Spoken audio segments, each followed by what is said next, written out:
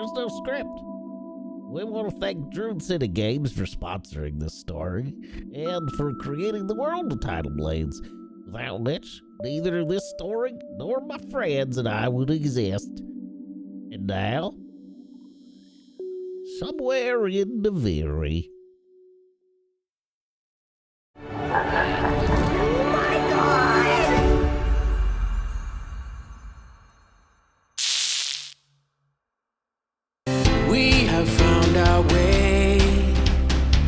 It's a brand new day, and we'll be making history. Are you with me? Won't you stay?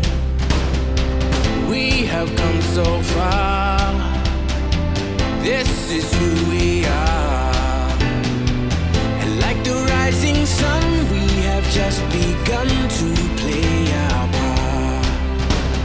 This is the time we form the chorus. Lift your voice for those before us. We can rely on one another.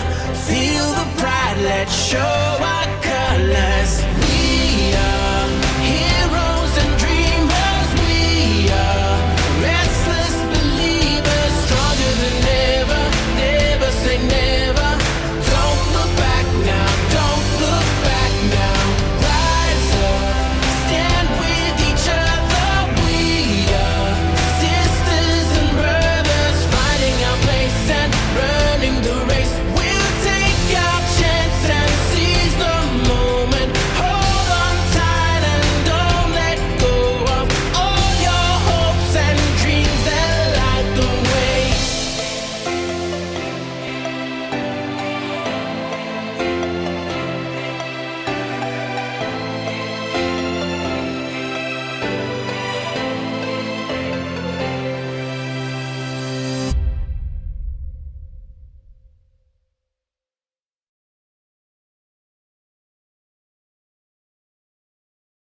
Every Navirian remembers the gigantic cloud, black as cuttlebeard's ink, as it started forming on the horizon. It cast an unusual stain on the pristine sky.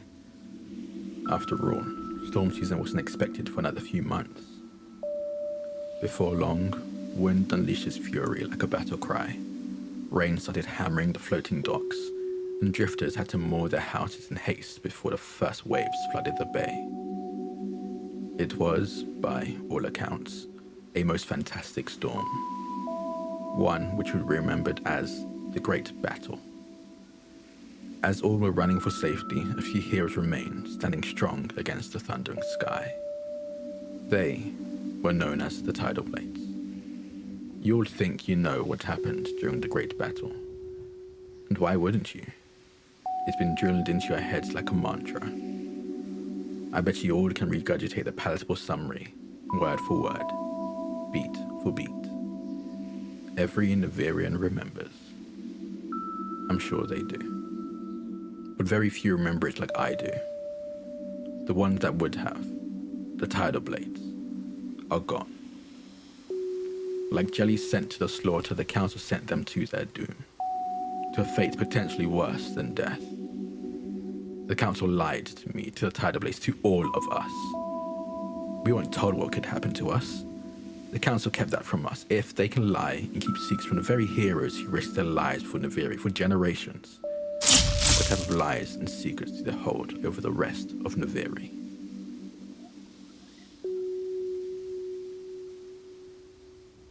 It has been 20 years since the storm. The air is warm and the sky is sparingly painted with immaculate clouds. Laughs and cheers erupt from the local restaurants and racing tracks. The city of Naviri has never been so vibrant and beautiful. A magnificent floating statue has been erected near the Citadel of Time to commemorate the Tidal Blades' sacrifice, now burnt and defaced. The protective barrier known as the Fold is still standing and has made the lagoon as safe as it could ever be. From the scattered reefs to the wayward sea, it blocks the horizon like a huge glitching glacier. A curse, a brilliant display of experimental time magic, and also an unstable, untested last stand against the horrors of the deep. As of late, more and more monsters have started to break through, sometimes weirdly mutated or possessing abilities never seen before. There is even rumor that the Arcanists are considering resurrecting the lost order of the Tidal Blades. They need only a new generation of dreamers, daring to be heroes. We're coming. Just hold on tight.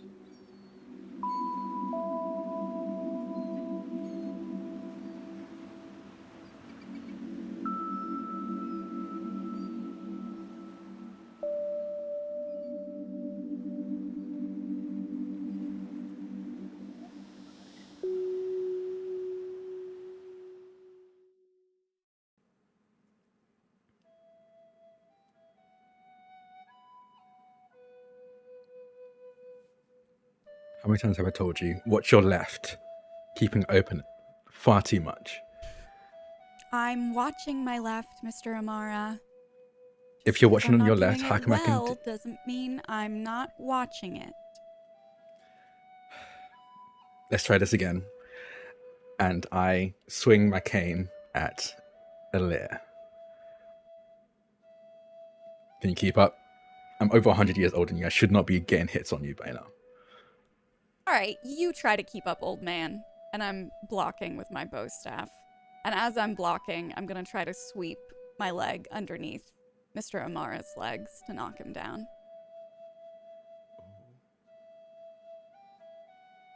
I think as you go to sweep, Amara will very suddenly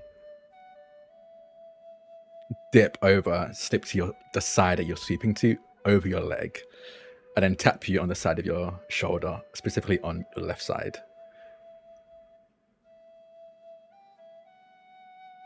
How was that? Did I keep up?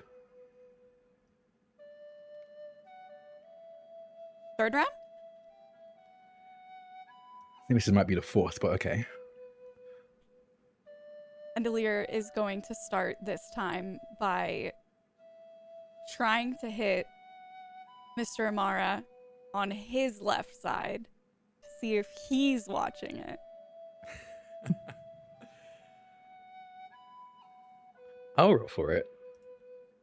Yeah! I'll just do a flat d20.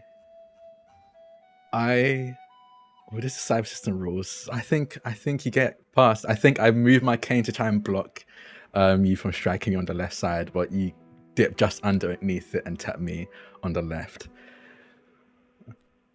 Watch Okay. your left, Mr. Amara. You're keeping your left open, Mr. Amara. I sound nothing like that. We should rest. You should rest, old man. You know what? Yes, I should rest. I'm over 100 years old. I'm not going to deny that. Sorry. I'll rest You don't need to apologize. You're working hard. Are you sure you're going to be training? The rest of the Tidal Blades are resting. They should be resting. Don't you want to join them? No, I want as much practice as possible. You know, I always feel like I have to earn my place to be here, you know? Every day, Well, all the time. that's not wrong, but we all do. I don't want you putting unjust pressure on yourself. Yeah, me either. Especially now. This is the only bit of reprieve we're probably going to get before the next wave with this storm on the horizon. Yeah. Yeah. The storm. Mara sits down and pulls out their notebook as they start taking notes about the sparring session. Alir's gonna lean over Mr. Amara's shoulder. Wow, today Alir did so well. She knocked me on my left side. I guess I'm a bit of a hypocrite. Murmur, murmur, murmur. Look, Even the teacher needs to train sometimes. I will write that in my page of the notebook as well. Thank you. You've been doing good. Still incredible with the bow staff. Very glad you've been working on that. Yeah, I'm trying. You might give Commander Braids a run for her money, honestly. You should watch out. And you just see Alir sit up a little straighter, and her chest is out a little bit more, and her chin rises up as she smiles. How are you feeling? This is definitely the biggest mission I think any of us have been on, or going to be on, and hopefully will ever be on. Yeah. I wanted to talk to you about that, actually. Mara sets their pen inside their book and closes it, looking to Alir. What's wrong?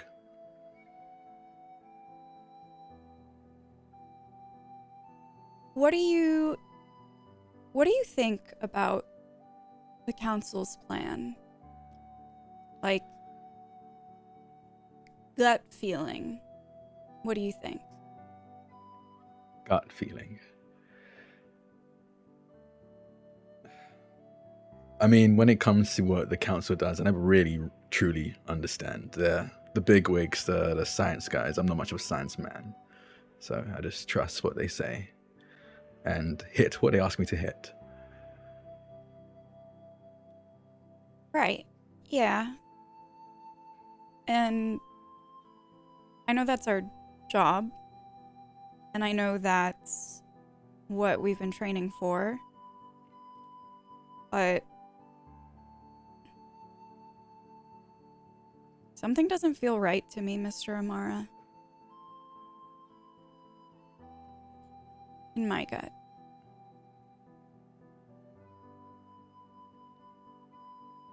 What are you doubting? You don't think you're ready for this? You can stay back. We do need some people to stay within Naviri in case any monsters slip by. No, it's not that I don't have reservations about me being involved in it. I have reservations about this plan, about what they're asking us to do, and I don't have evidence. I'm not a science person just like you. But I know at this point to go with my gut and to trust myself. And something about this doesn't feel right.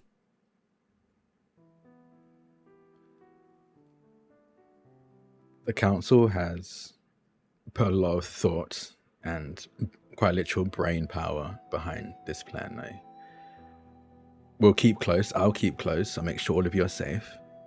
But I think this plan, it will work.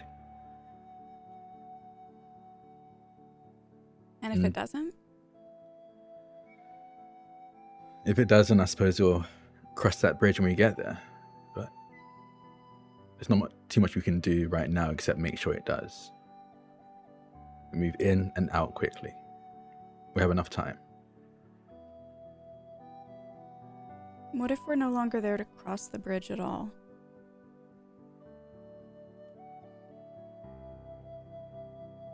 Alir, are you okay? Is this what the extra trading was about? Are you sure you can do this? I know. We'll make it out of this. I know that I can do this.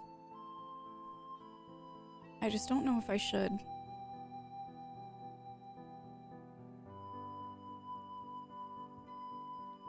I don't want to let you down, Mr. Amara, but I wouldn't feel right going into this without speaking up about it.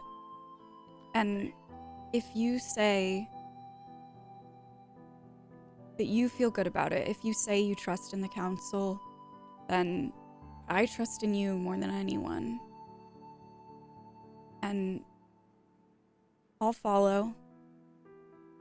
I just needed to say it, and I just needed you to hear it. Thank you. You can, no matter the situation, all of you can tell me how you're feeling. Thank you for letting me know, but I'll keep close to you, okay?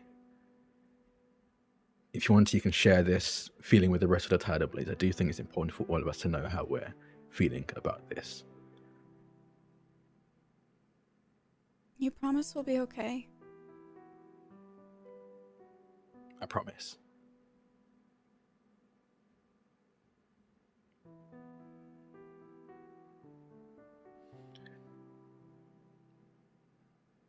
And How about Delir round is 5? just gonna kind of lean her head towards Mr. Amara a little bit. They'll rest their head on yours. 5 more minutes and then around 5. Pretty sure it's round 4, but yeah. I can take you again, old man.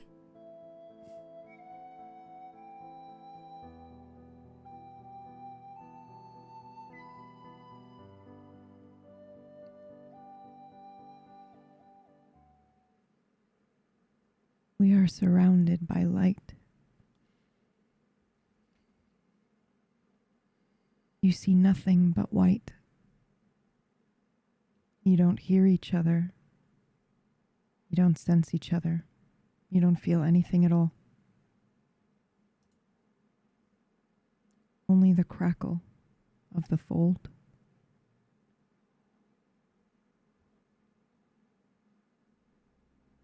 Queen of the 7 Seas, we did it. Lirin?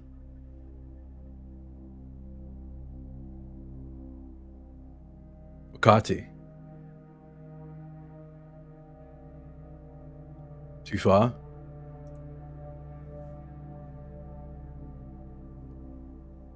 Wakati? Wakati? Okay, thank goodness you're here. Have any of you seen Wakati? Wakati!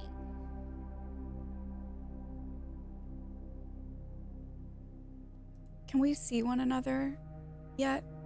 After a few moments, I think the brightness will die down and you can make each other out, yep.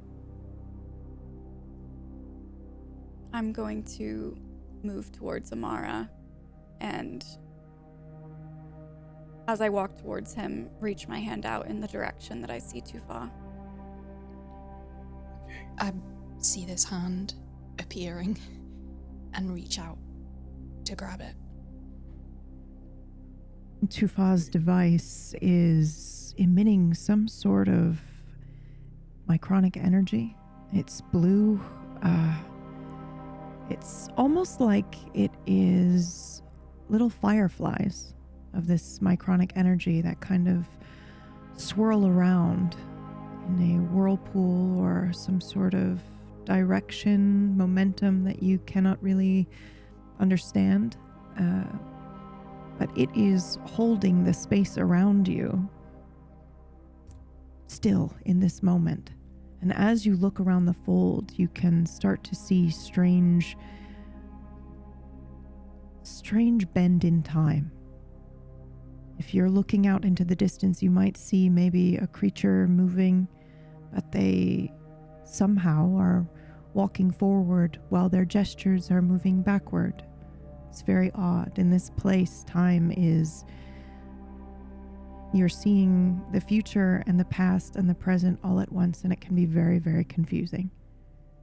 But for you, as long as you're next to Tufa with her device, it is unfreezing tiny pockets of time around you. I reach down and unfurl buckles on my jacket, and I hand one strap to each, to Mr. Amara and to...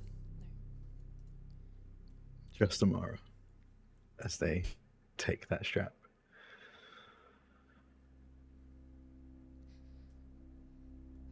Wakati? You do not see Wakati, no. We have to find him. We have to... It's going to be... We have to find him. It's going to be difficult, but Yes, no, we have to. We're dealing with a lot of micronic energy here. I don't know how long he could survive in this place. It's not the survival that I'm worried about. It's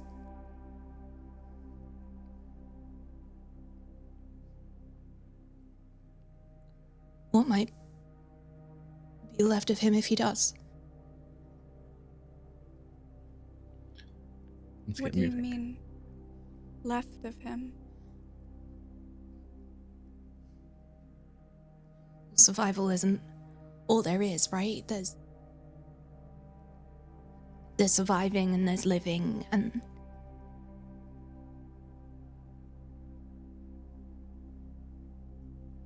he'll be here. He'll be here. We just have to figure out how I did it.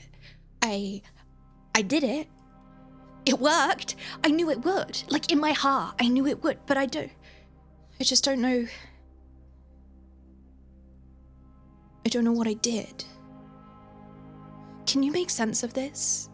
I'd like to try and turn around to show them the face of this device, but like I've just forgotten momentarily that they're both holding on to the straps of my pocketed jacket, so I like spin around and like,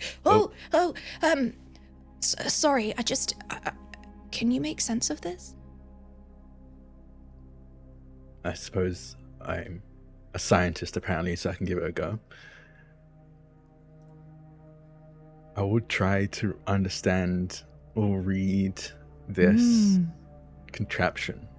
Yeah, let's roll for it. Yeah, I would like to... Liren doesn't say anything about it, but she is going to lean over and try to see as if well. she can, yeah. Absolutely. Let's roll. First rolls of the day. Well, technically second and third, but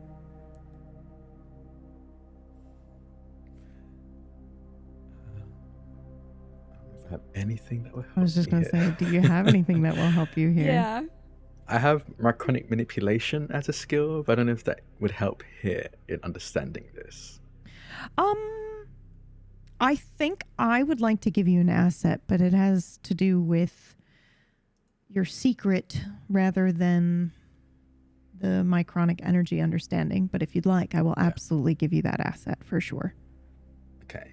Yeah, I'll do that then. What would be the difficulty on this? I think anything related to understanding the fold is gonna be a 4. We've had a pretty hard difficulty in this run, but it makes sense.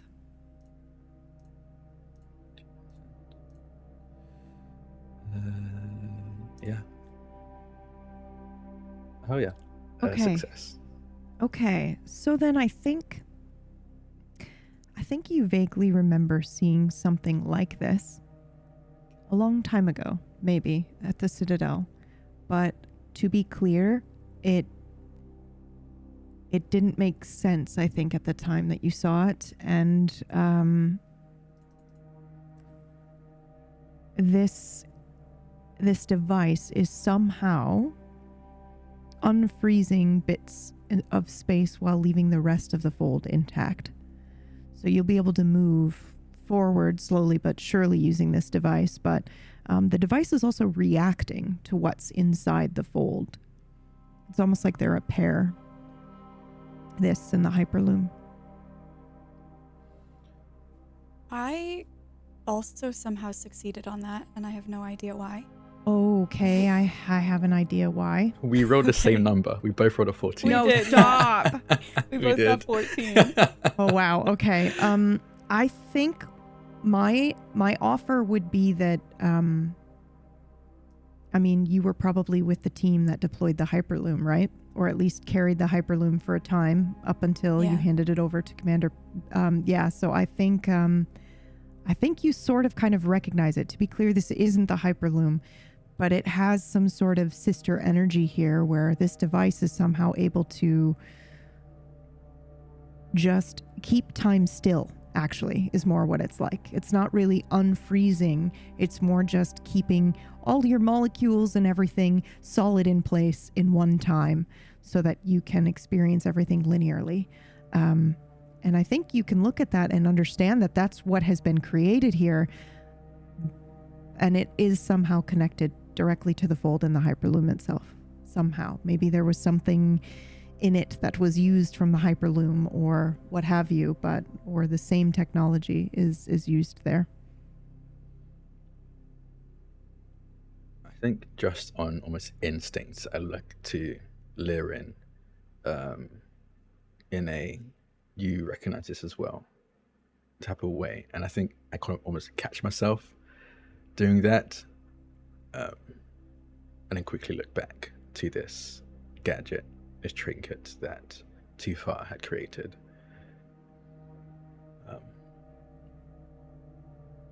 I don't know if I can tell you what the inner machinations of this thing is, as much as you say I'm a science man. I'm definitely not an engineer.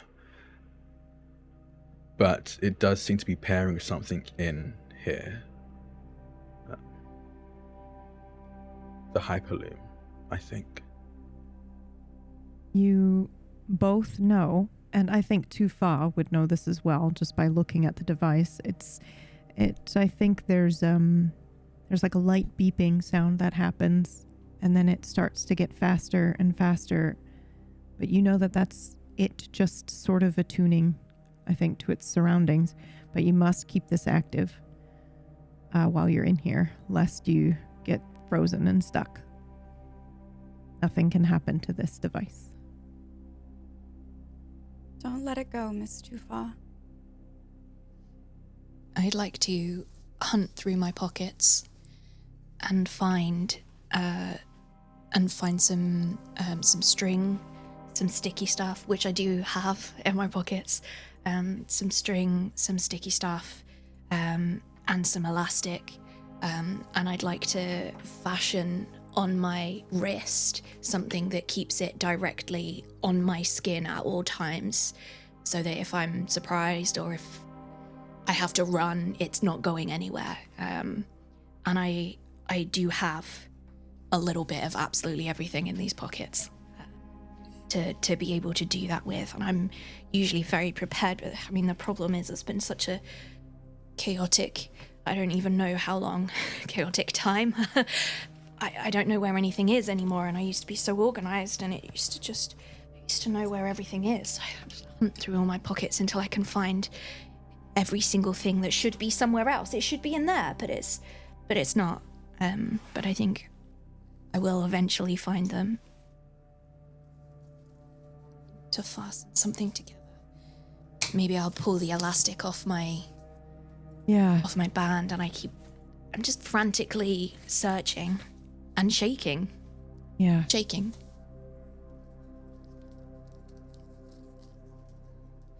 I will. I'd like to put a hand on Tufar.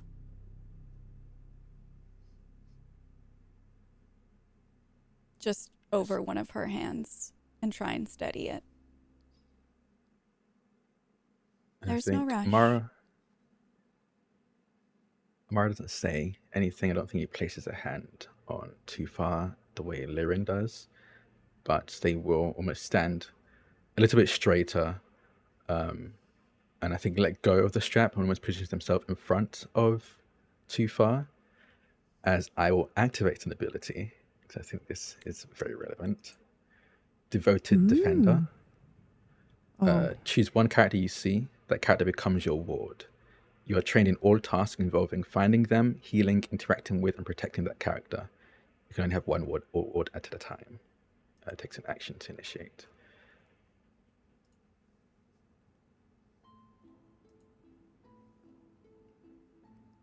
Okay.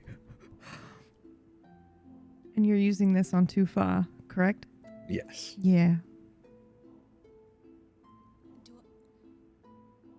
I know that something's happening. Like, can I sense that something's what happening? does this look like?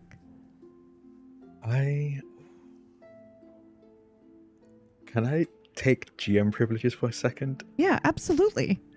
Em, could you roll an intelligence of Yes. recognizing Amara's demeanor, or something within you recognizing Amara's demeanor? I was about to ask, when's the last time you did this, and was it like 20 years ago? Yeah. Yeah. Oh my god. Do I roll with anything modifying the intellect roll? I would say there's at least an asset, if not eased, because of the recorder that you gave, and because of the fact that, you know, she kind of knows that you two had a history together. So at least one asset. I think the difficulty would be like, what, 3? 3 or 4, I Is that would what we're say. going for? Yeah, I'd say, yeah, I think we bumped the difficulty down to 3 for anything related to remembering the past for the two of you. So you could do 3 with 1 asset if you'd like. Okay.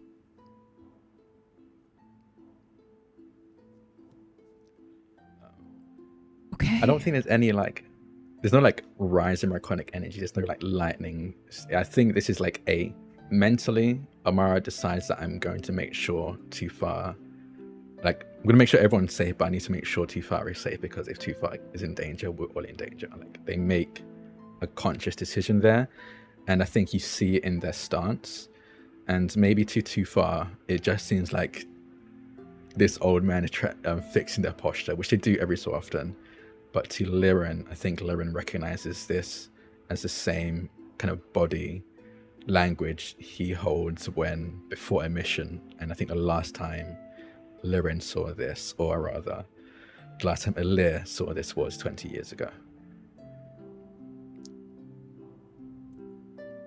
Liren is going to look back and forth between Amara and Tufa, and she's going to press her forehead against Tufa's and say,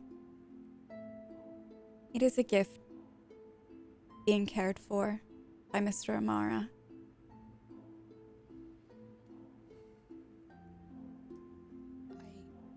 I'm gonna push my forehead back and into the forehead, and a gift to be cared for. He will take care of you when you need it, and probably when you don't.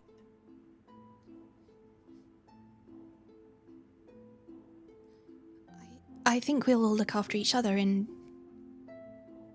one way or another. I think that you are. I think you and Mr. Amara took a more advanced class than I did in that particular subject. But I will do my best.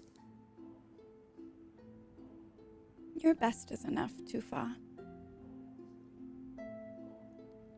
And I'd like to thrust my hand out towards her, and there's this concoction of straps and things that are holding this device into the center of my palm, so if I turn my hand upside down, it doesn't go anywhere. So I can close my hand around it, and I can keep it right there. But I just present it to you, Liren, like a child coming home from school and showing their parent the most beautiful piece of art that they did. Liren is going to smile and look down at it. And if your hand is kind of like this, holding it, she's going to reach over and just roll your fingers over it and kind of pat your hand so it's held tight. Keep it safe. I will. Let's find Wakati. I think it will take us to Wakati. I don't know how I know, I just know. It's not a feeling, it's a fact. I just know that if we follow where it goes, we'll find him. Feelings can be facts. This is both. We'll find him.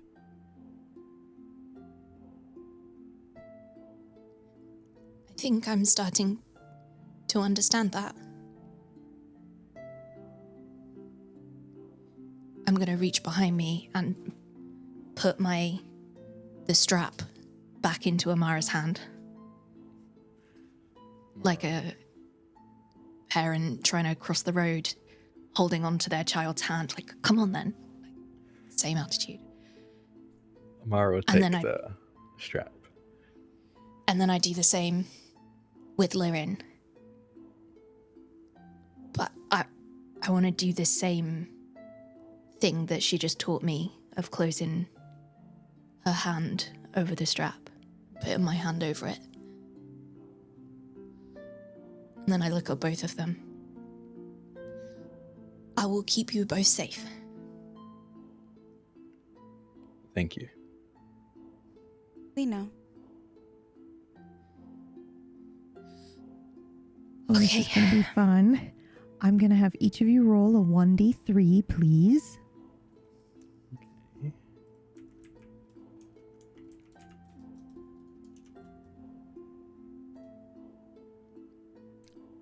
We got the whole range. Look at us getting a 1, 2, 3.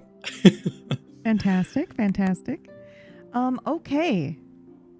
So you are walking forward. Which direction do you go in too far? I'm assuming you are following your interdimensional compass. Hyperdimensional compass, I think, is what it would be. Yeah, I am. Right. I'm following it. I don't really understand what it's telling me. Mhm. I can't logically explain to you these are the rules and this is the direction I felt. Like, I don't follow a direction when it does this specific thing. I just know. There's just like a knowing. I know where it's taking me, and I let it lead the way. So I think as you are following this hyperdimensional compass, you probably get a certain distance and then it starts to spin and beep very rapidly again. And something in you knows, stop, wait, now go. As you wait for the device that you've made to adjust to its surroundings and allow you to move forward into the next little bit of space. It's very clear to you that you are able to go, it's keeping via distance. So you can go a certain amount and then you have to wait and stop, let it readjust, and then you can continue to move forward.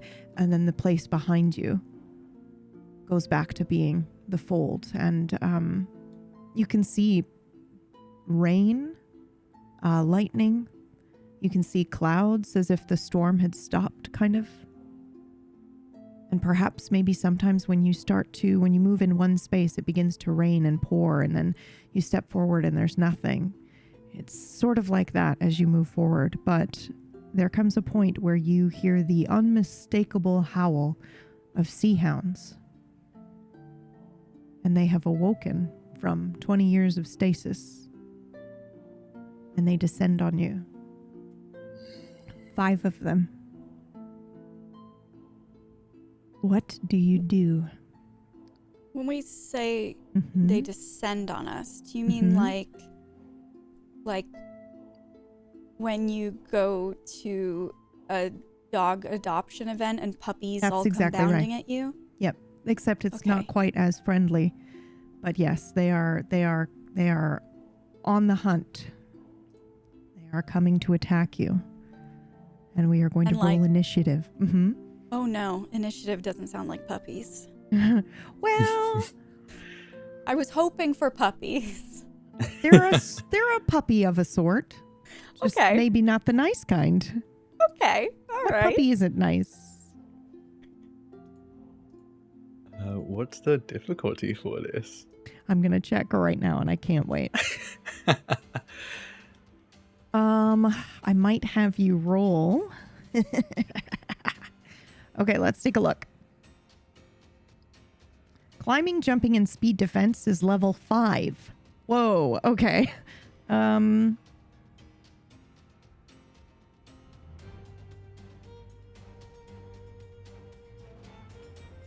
Yep, we're gonna stick with that. I'm not gonna have you roll to see if it's any harder. That seems hard enough. Especially because there's 5 of them. which that's what your rolls were for, by the way. So. Oh God. Okay. Yep, how many there were. Okay, so there you are, the Sea Hound. And let me see if I can put it up here, actually.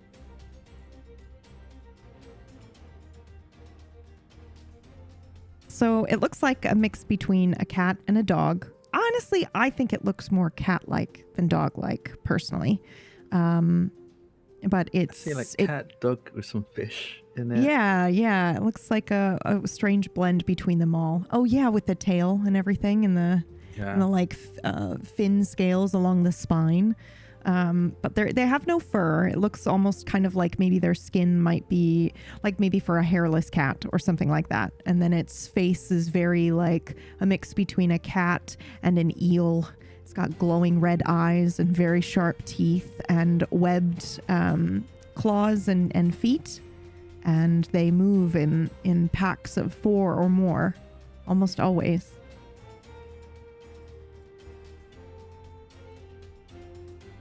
All right, who's first with the initiative? Oh my. I am amazed. Oh no. Oh no. Yeah. Me and Negs rolled the same number again. I was gonna say, look at us quantum entangled. Okay. Oh, that means something. Okay. So that means, I believe, Tufa, you act first.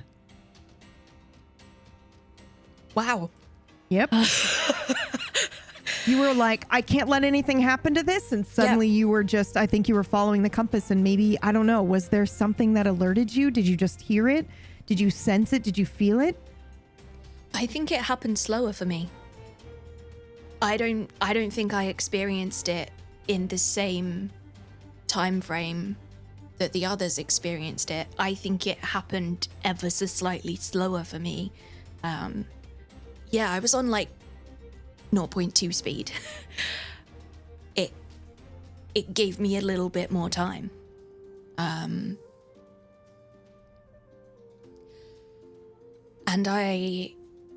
how are these laid out? Are they all coming from the same direction? Are they closer to one person? They're sort of, I think, gonna surround you, the 3 of you. Okay. I have a very important question, and I don't want you to feel pressured. Did you bring your Mistburrow companion into the fold with you? More than anything, I want to say yes. I know.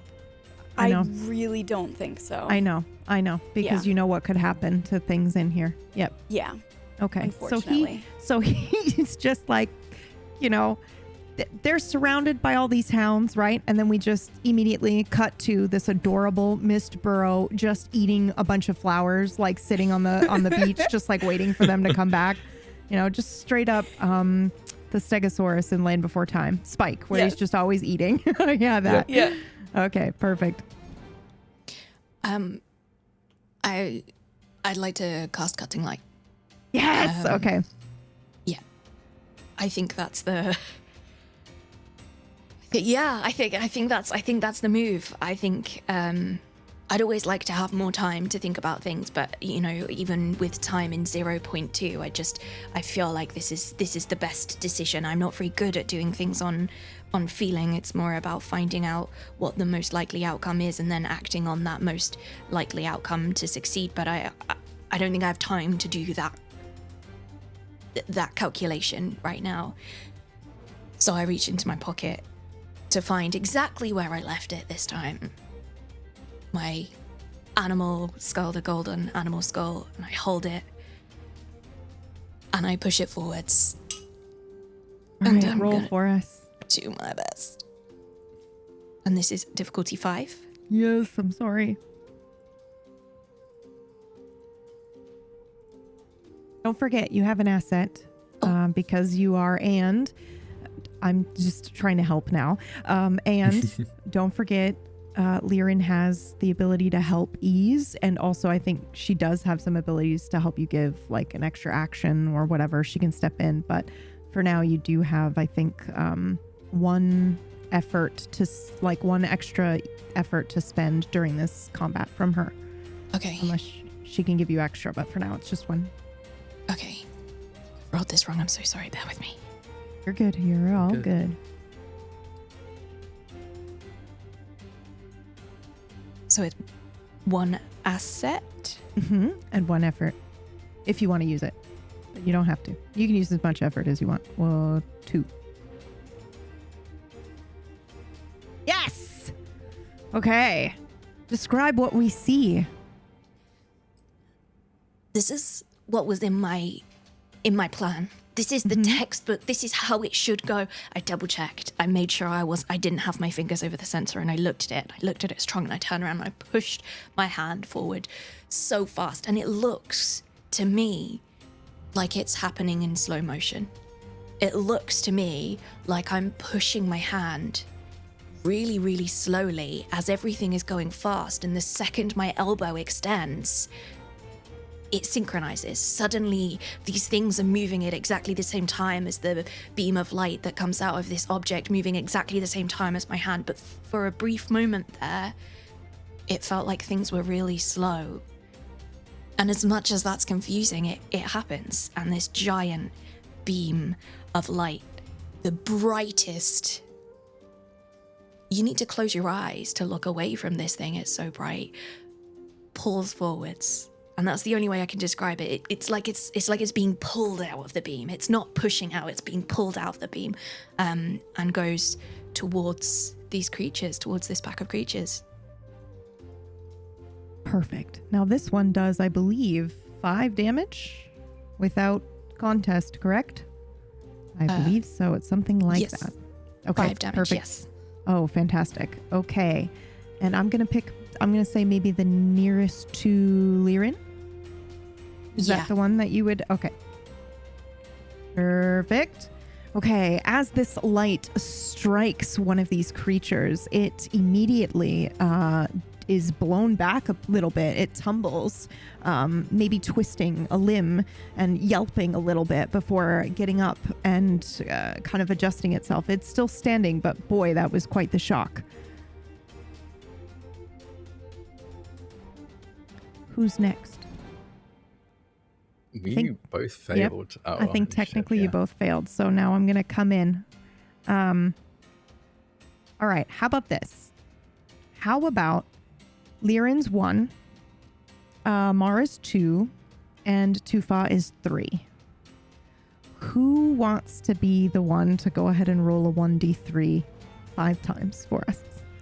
5 times. Oh, God. Okay. I think this one is going to lose an attack because she just hit it with the light. So let's just say 4 times. I can do it. Yep, let's do it. Okay. I'll just do a 4d3. Should separate the rolls anyway. Mm-hmm. There you go. 2, 2, 1, 3. Ooh. Holy cow. Oh boy. Okay, we have 2, 2, 1, and 3. That's Amara, right? And then Lirin once, and then Tufa once. So go ahead and roll your defensive rolls here. That's fine. And Amara, you got to do yours twice. I was just reading up on what these things can do. It's difficulty 5, right? We're gonna bump it to 4 because I think it says Cool. climbing, jumping, and speed defense is level 5, sneaking's level 3, but it doesn't list a standard level. But there's an ability in here that looks like it can bump itself to a level 6. So I'm gonna say 4 sounds fair. So we'll do that. Just make it a little bit easier on us. What does being trained in a speed defense task do? That means you will have it's eased for you. Okay. Yeah. So it counts So as it'll go 1 down- difficulty less. Yep. Mm-hmm. From 5 to 4. That's right. Or from 4 to 3 now, because 4 to 3, yeah. I'm saying that since there are 5 of these creatures, I'm going to put them at level 4. Okay.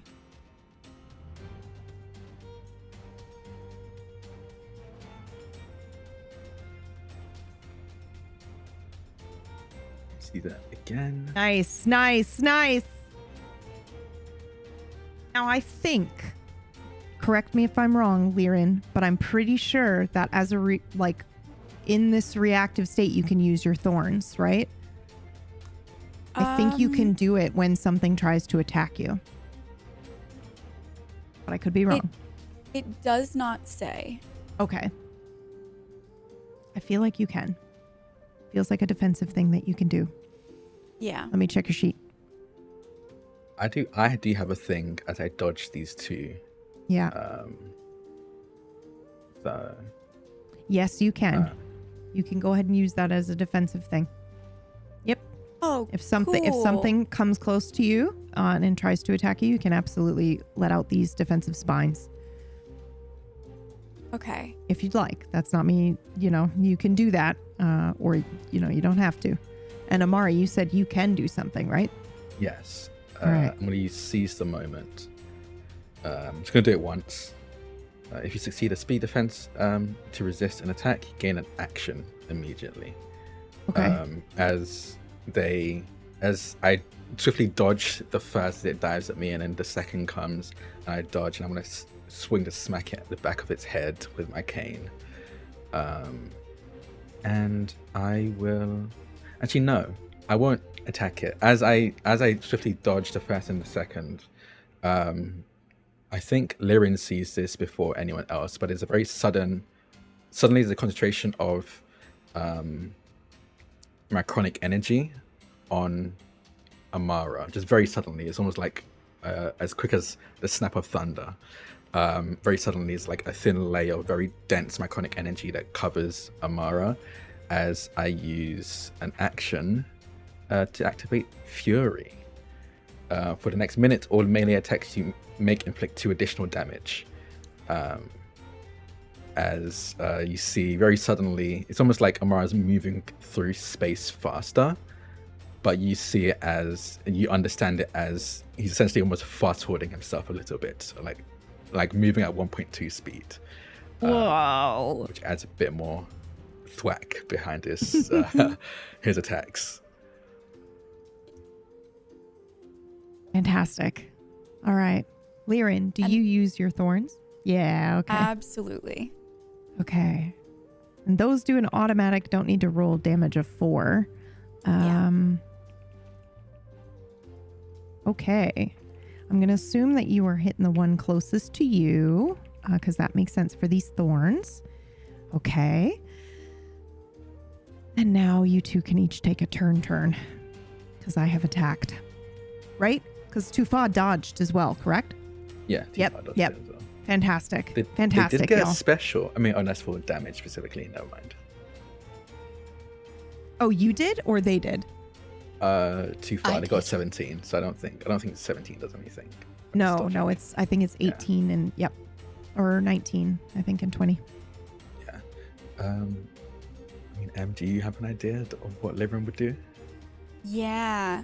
So, dependent entirely on, can these creatures, especially if I'm speaking in simple terms, can they understand me?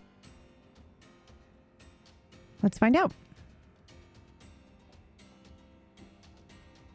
While sea hounds are clever, they don't seem interested in interacting with people who are seen to them as prey.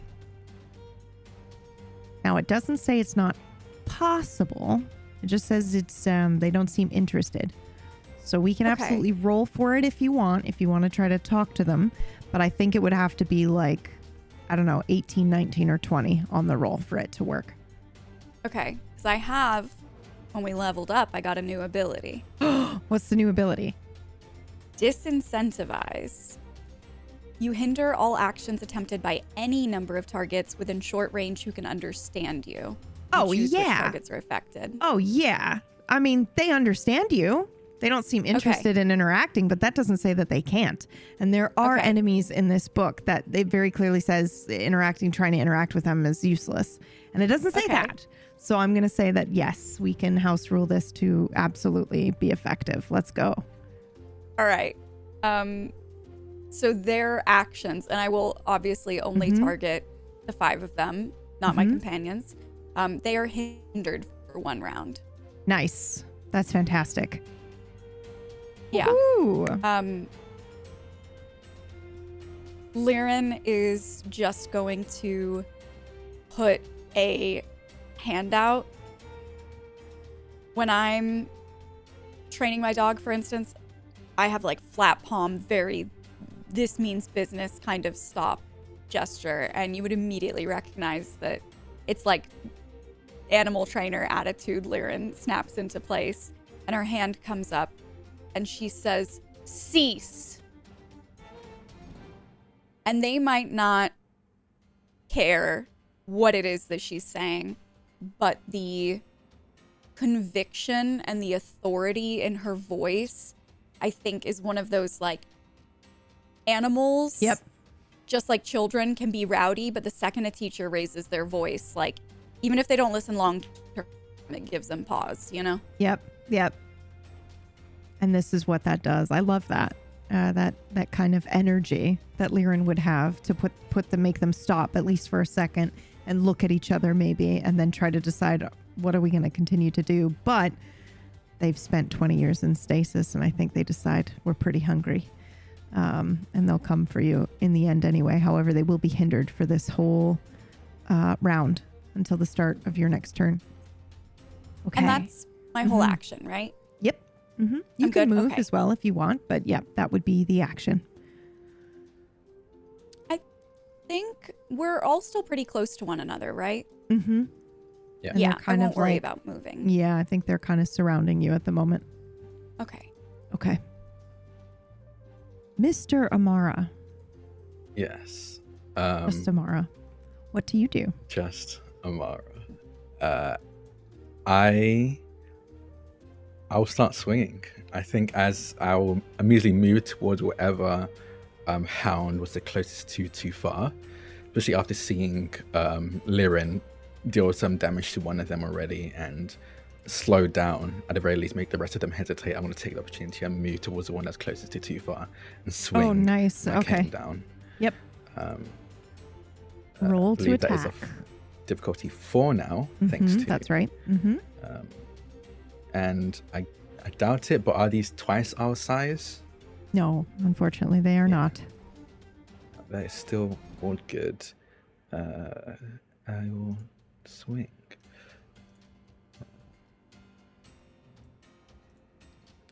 Put 2 points of effort into this. I'm protecting too far because they're my wards. I get 1 free asset.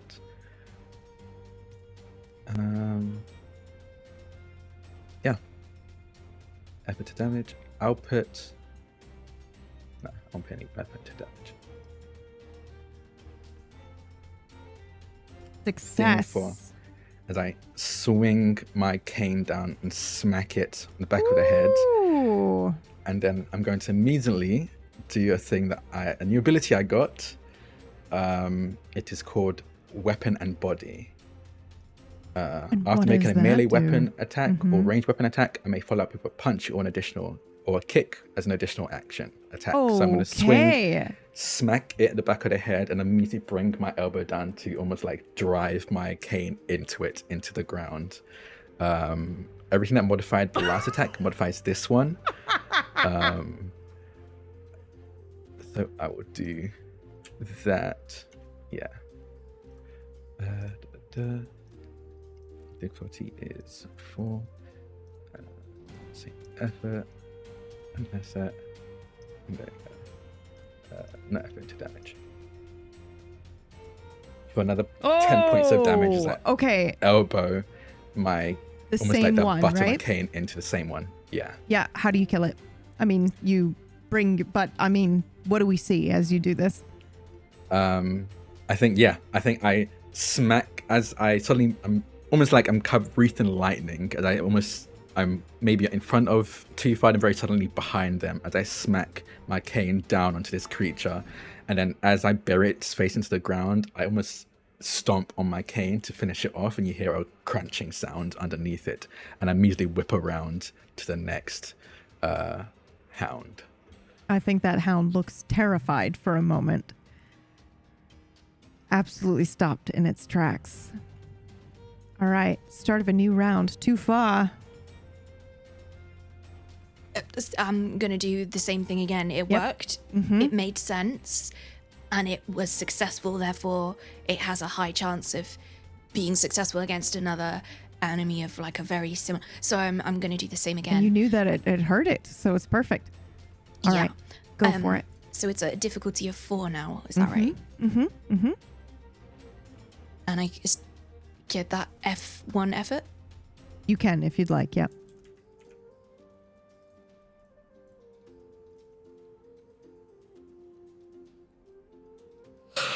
Fantastic. 5 points of damage to the same one that you hit before, correct? Yeah, the same one Okay. that I hit before, the one that's closest to Lirin at this moment. Perfect. I very similar to how I did it before, except with a different hand, because this thing gets hot. Like it's so got you're hot all switching. of a sudden. So I'm switching from right hand to left hand, from right hand to left hand. I double check the sensor's clear, it's fine. And I push my hand forwards, and I have that same sensation that for a moment my hand is moving really slowly, but somehow it all lines up at exactly the right point the moment that my arm is outstretched and this big huge shoot of light gets pulled out of the skull and hits this creature. Yeah. I think that I would specifically be trying to hit this creature in the jaw. Mm-hmm. Because we learned that there was another creature, and there was this thing, and it wasn't in my book, that this other creature, this separate creature, had a weakness in its jaw. But I wouldn't know, because the Citadel don't teach me if that's part. But that's something that Mr. O'Mara taught me, so it's really important that I put it into practice right now. So I'd like to aim for its jaw. Yeah. Yeah. Yeah, you can absolutely do that. I'm having a moment, because the next thing they were going to do was a joint move together where they howl, and you've just disabled the ability for it to do that. It would have paralyzed you all for 2 rounds while they attacked you. So I think you just saved everyone's life. I'm not even kidding. And they can only do it. With like 4 or more. And so you've killed the 5th one, right? So you just managed to take this one down as well. So, okay. So yeah, I'd say you definitely strike it in the jaw. And maybe it was like, maybe in this moment, they were all kind of squaring up. They were leaning back on their haunches and preparing maybe to do this howl. And then you kind of reach forward and the beam hits this one, and it's again knocked back. It tumbles backward, whimpering a little bit, and then scrabbling to its webbed feet before squaring off. But it looks very dazed and struggling to even stand. But yep, you succeed.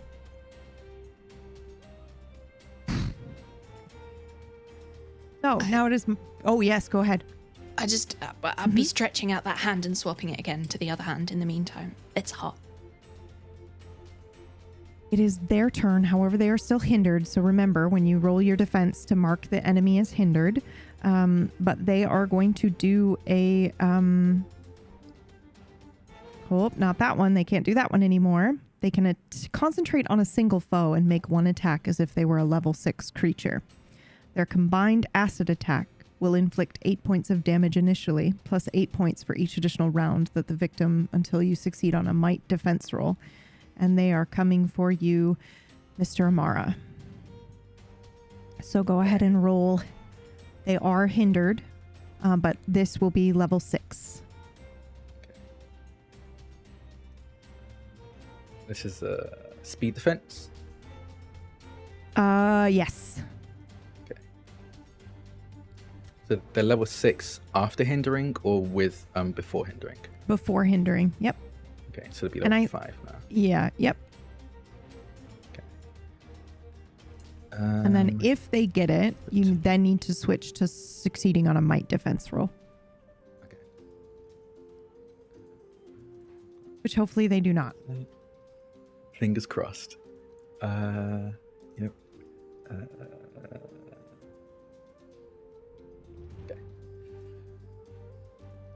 Kitty? There we go. Whoa! Okay. So they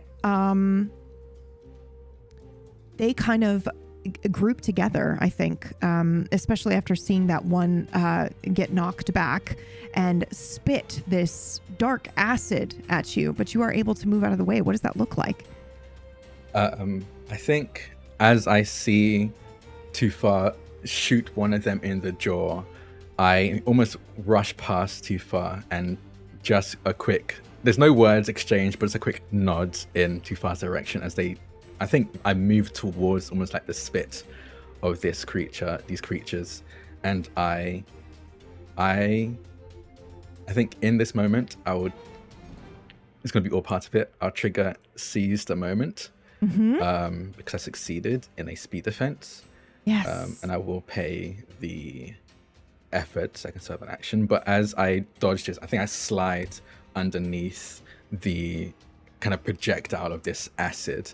And before I even am on my feet, I throw my cane at one of them to slam them in the face and just like Tufa, aim for the jaw.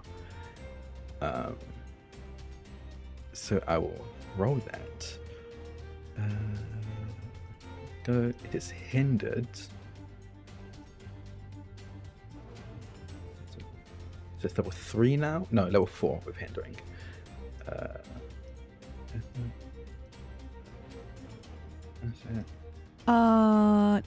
No, because their attack was together combined level 5 or like level 6, and then it brought it down to 4, but they're normally 4. So if they're hindered, they'd be 3. Yeah. Oh, 3? Mm-hmm. Okay. We'll take that into account to only move past that stage. Oh, okay, sorry. Yeah. No, you're good. But level 20 damage. As I throw my cane into the jaw, dealing 12 points of damage.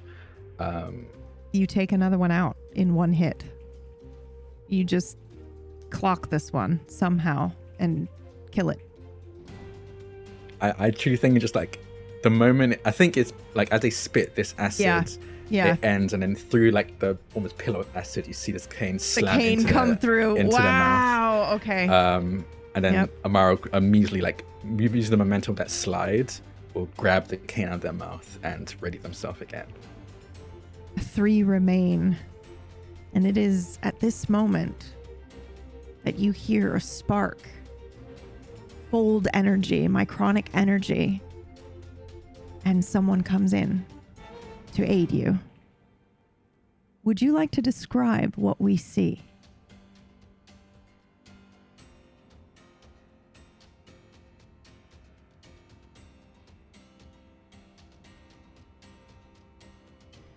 Oh, we can't hear you.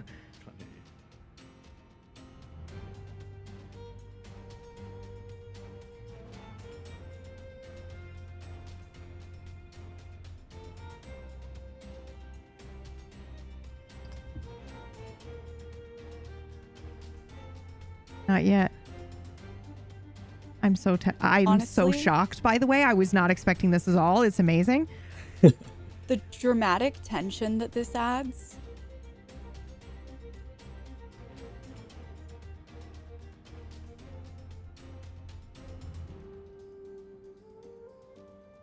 Let me make sure that in... Yep, there you are. There you are. Sort of, but then you left again.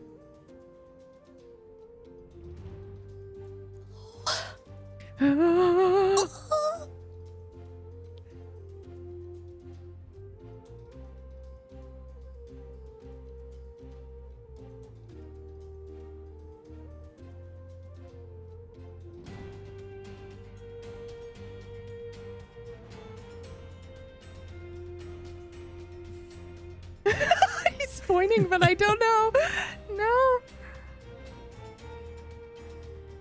Oh, we heard him for a second. Maybe retry rejoining the clean feed. He says yes, yes. Traveling through time is really rough on your vocal cords. You know? Totally. Yeah. It's so good. There's a bit of a time delay. Yeah. The time delay. all Okay, been that's all right. We will. So I think I understand his energy. I'm going to describe a little bit of what he looks like, okay? But then I'll leave the rest of it to him when he arrives. Yes, okay. So we see Wakati, but he somehow is not the same Wakati that we have seen the last couple of episodes. He is bigger. He is stronger looking. He has what looks to be, he's fashioned some sort of scythe out of potentially like hardened seaweed, and it's not a scythe, it is a, what is that? It's a glaive. Oh my gosh, that looks so cool. It looks like it's fashioned out of driftwood and seaweed and kelp wrapped around the top, and then maybe some coral that makes the glaive. He has an eye patch on. He is no longer wearing the red bandana that we recognize. And he is just the energy that he has as he looks at the group and arrives. And there is this mycronic energy that is radiating from him, especially around the tip of the glaive. And he makes one slight nod to Mr. Amara before he joins the fight. But we're going to... Amara just says, there are those couple of inches, as I hold my cane up at the rest of the sea hounds. All right. We are going to go ahead and do another round here and let him come in when he has fixed the audio here. But, Tufa, you're at the start of the round. Oh, I didn't. Oh, wait, no, I'm so sorry. It's you. I'm so sorry. It's you. You are correct. No, you're fine. I'm just determined to help. Yes, absolutely. Well, you did by hindering them quite a bit. That does a lot. I am not quite as trained in combat as these two in my current state, so I'm going to rely on my handy dandy thorn burst again. Yes. How many of them are standing now? There are 3 standing. One looks very rough. This is the one that Tufa has been using her light cutter on, and then the other 2 look like they haven't been touched at all. Okay. I will target the one that Tufa has been attacking. Yep. Okay. And this is the automatic 4, right? Yes. Okay. How do you kill it? Oh. I know. Having to describe I know. killing a pupper. I know. If it makes you feel better, it would have torn your flesh off and eaten you. Like, has no... I know. It doesn't help, but... Yeah. Yeah. Ooh. I think... I have an idea. Yeah? I mean, yeah.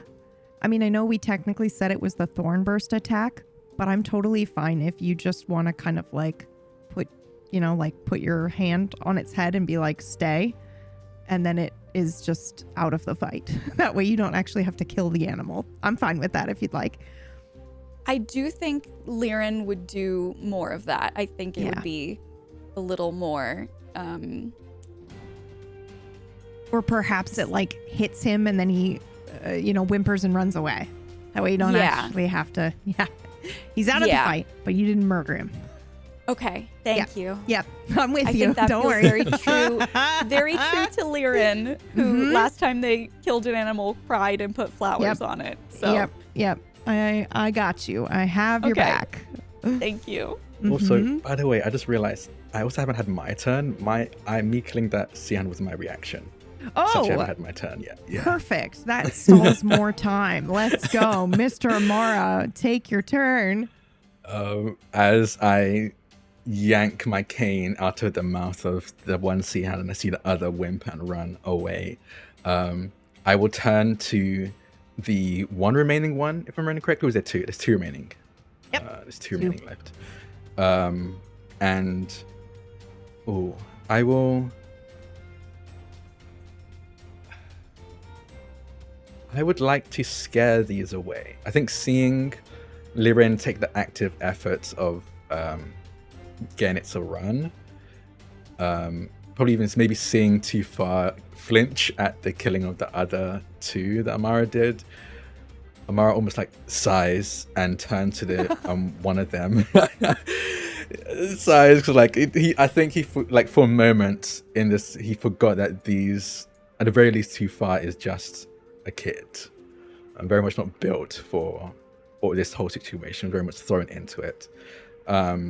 And I will use an ability I have as a fighter. I have the ability to speak with, I can make myself understood by monsters. So as I turn to these creatures, I think I let out a growl and almost like chitter that matches almost exactly to these sea hounds.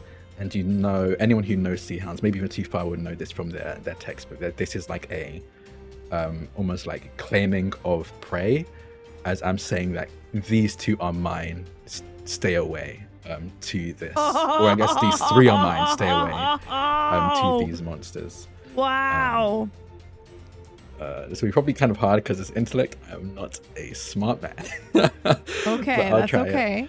I do think that specifically because it says that they're not really interested in communicating with people, and I had Lirin say like, you know, it'd be 16, 17, 18, or 19 to hit. I think it's going to be the same here, which I know makes it pretty difficult, but narratively, I think it would be super awesome. Can I focus in on the one that you described as being scared for a moment at the killing of the first one? So I can, would that bump up the odds by any chance? Yes, we can bump that by 2. Okay, cool. 2. So if instead of 17, we'll go 15 or higher. 15. Okay. I'll just roll a flat d20 then. No. It's 9. Yeah. I think that's my action. You hear this, what do you think happens? Are you're just like you growl, and do they? I think they respond. I think they listen to you for a second, and then they go, "Wait a minute, you know, he's not eating them," you know, that kind of thing. And then they kind of go, or they go, "I'm starving, I'm hungry," because somehow it feels like no time has passed for them, but also 20 years without eating at the same time. So I think they're just gonna, and they square up. Mm-hmm. But only 2 of them remain. All right, now it is top of the round. Too Far, my darling, what do you do? I do the same again. Yes. Exactly the same thing again. All right, now they are no longer hindered, but they're still level 4. So go ahead and make that roll. Also, look at this goober. Oh, baby. Mwah, mwah. Look at his little paws.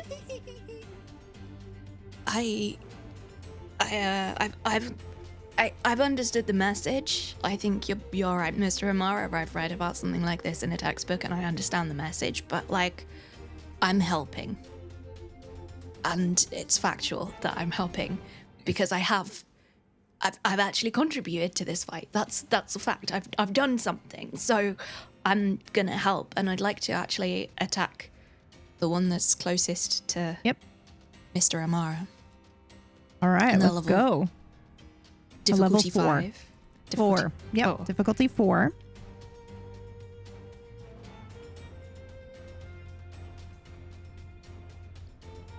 Yes! Oh, we get an extra +1. Yep, so we see, that's incredible. So you do 6 damage instead of the 5. I know that it's the same and you've been switching hands with this device, but I want to know, what does Too Far look like as she is becoming like better at this? Do we see like shoulders squaring up? You know, is she becoming more confident in what she's doing? I think the progression here has gone from a child, as Mr. Amara rightly said, to somebody who is standing on top of a rock screaming her heart out. Like, this has gone from I think I can do this, push to like a battle. Like, this is a battle cry now. Yeah. And I think all of us have a moment where when we suddenly become successful at something, the belief in ourselves allows us to perpetuate that success. And I think that's exactly what's happening here. And I think the battle cry is the closest thing. You get a battle cry. That's fantastic. I think you get a battle cry, yeah. And I think I love it. From the chest. Mm-hmm. Like, this isn't a shout or a scream. It's a roar. like it's a roar of a battle cry at the exact same moment as I shove my hand forwards, and out it comes. The beam of light comes out and hits this second to last remaining sea hound, and I think hits it square in the jaw, and it is again rocketed back, tumbling backward, but it lays there for a moment, a little too stunned to get up. It's still breathing, but it is quite a bit stunned. And now it is their turn. So we're going to roll the 1d3. Who wants to do that? You just need to roll it twice. I can do it. Okay. Okay.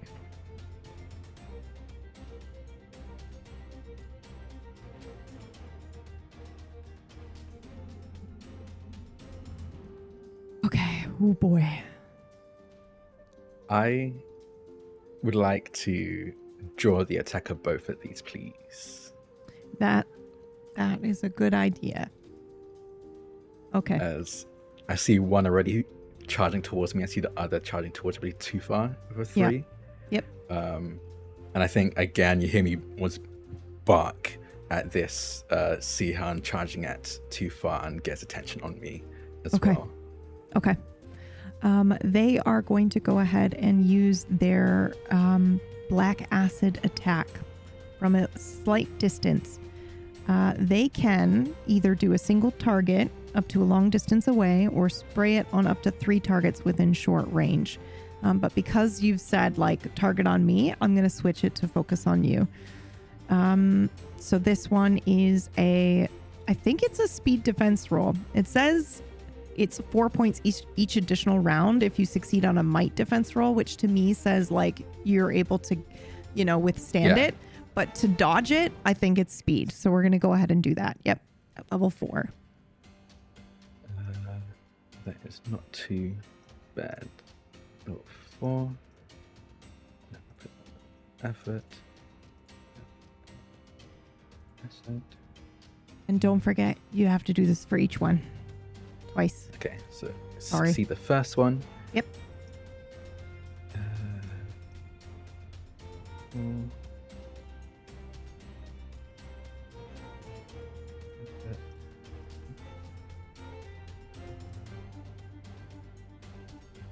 I dodge them both.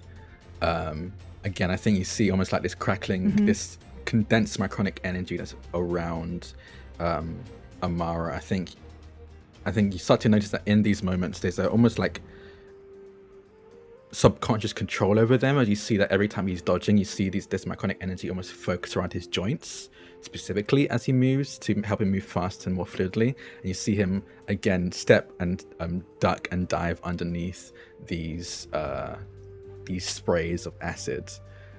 Not a scientist, he says, as he uses micronic energy to get out of the way. Fantastic. Okay, you managed to dodge both of them. Now it is your turn. It's either you or Liren. Or perhaps it is your turn, Troop. I don't see him yet in the call. So, one of you may go. Liren, do you want to take this? I will follow your lead if you want to go first. Okay, I feel like there's a moment happening here in character. Do you look at her and like wait for your student to go? Like, I think so. I think almost on instinct, I turn to Liren. I think especially since I'm using my cane, they're using their... actually, do you have your bow staff out? I guess is the question. I don't think I do narratively. Yeah. I know how to use one, but... Yeah, no, I think that's perfect. I think instinctively I look to you. There's like a moment of like... not familiarity is not the word, but like almost like expectant. Like I'm expecting to see something as I turn to my left. And there's a moment of hesitation as I don't see exactly that. And there's a almost like not hardening but focusing of my expression as I turn back to the Sea Hound, and I think I'll take my move. All right. And Go for it. Yeah, I think do any of them seem hurt? Are equally hurt right now, or not hurt at all? One of them was knocked back pretty hard by Tufa's light, but it did get up, so that one probably looks in rough shape. If you want to go for that one, I'm gonna go for that one, and I'll swing. But I'm gonna easily I'll swing first to see if I hit, because I need to hit for this to work anyway. As I swing my cane at them. This is difficulty 4. Yep.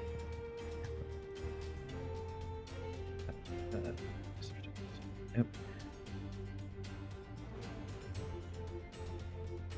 There you go. As I swing and slam into them for 9 points of damage, but I will use unless they're dead. They are. So you, Okay. If you want to do that, you can. We can also narratively say you chase it off if you want. I would like to narratively do something slightly different. Yes, take it away. I trust. Full trust. There we go. I'm going to use Control the Field. This melee attack deals 1 less point of damage than normal. Regardless of whether you hit the target, you maneuver it into a position you desire within immediate range.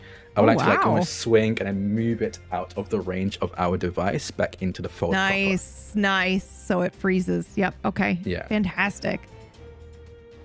All right. 1 remains. Troop, are you here? I'd love to allow you to take a turn.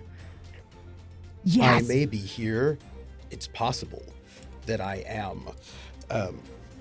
I am here after resetting time. That sometimes has to happen.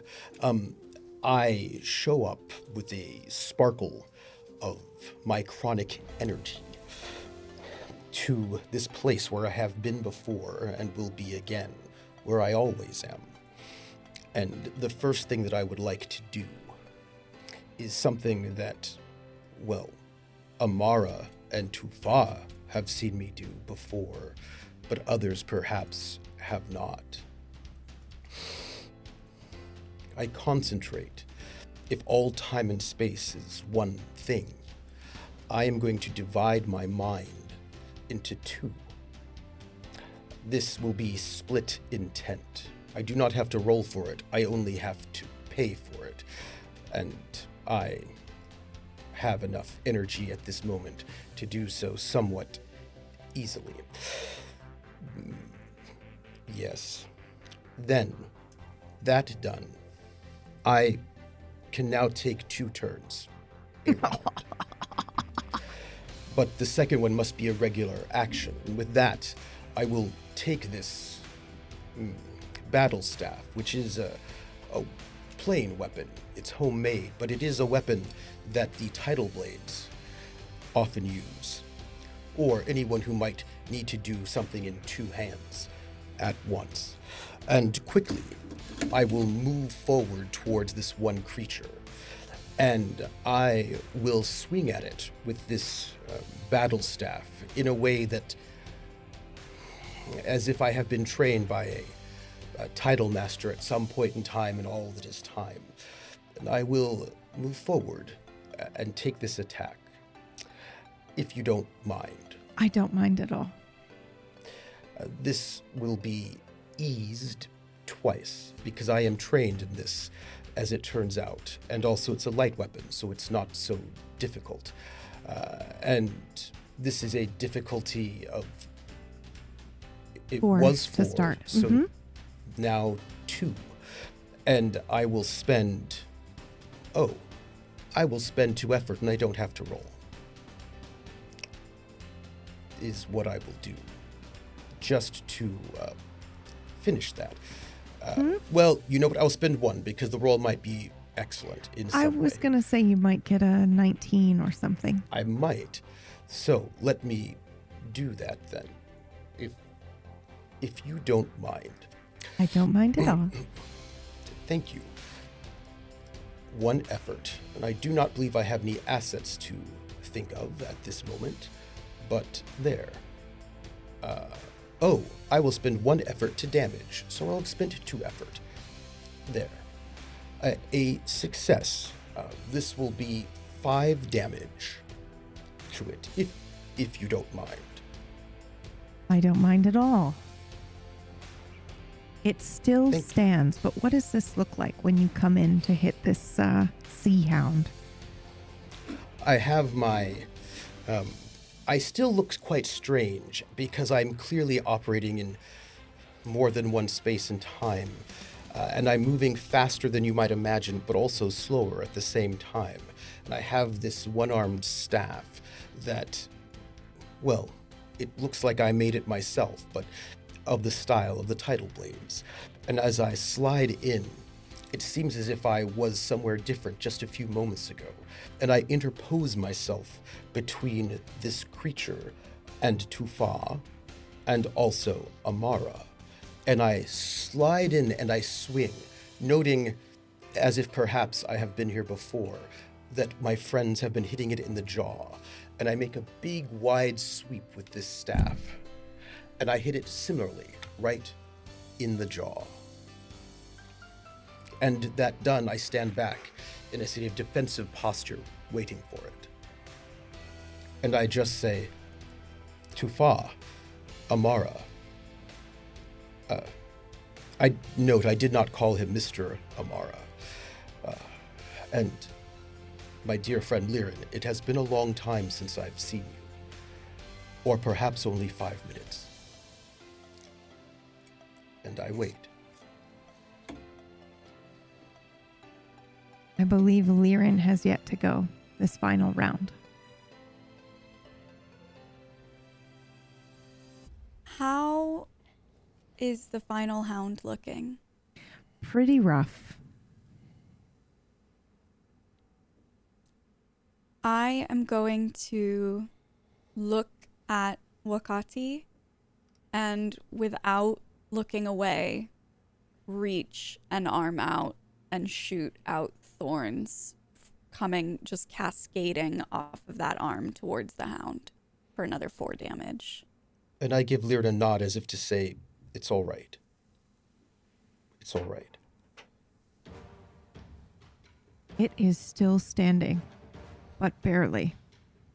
These thorns hit it one at a time, and then it kind of slumps down a little bit and then shakes its head and begins to growl. May I go next? Just at the top of the next turn. That would be now. The top of the next turn, you may. I look at Liren, and I know how Liren is. I know that it is difficult for her. And so, with this moment, I reach out towards this creature. And calmly, gently, not with the weapon, but with my hand. And I would like to cast Exile upon it. To send it somewhere else, in another place and time, just long enough for us to leave. Let me do that if it's all right. Yeah. This is an action, so this is intellect.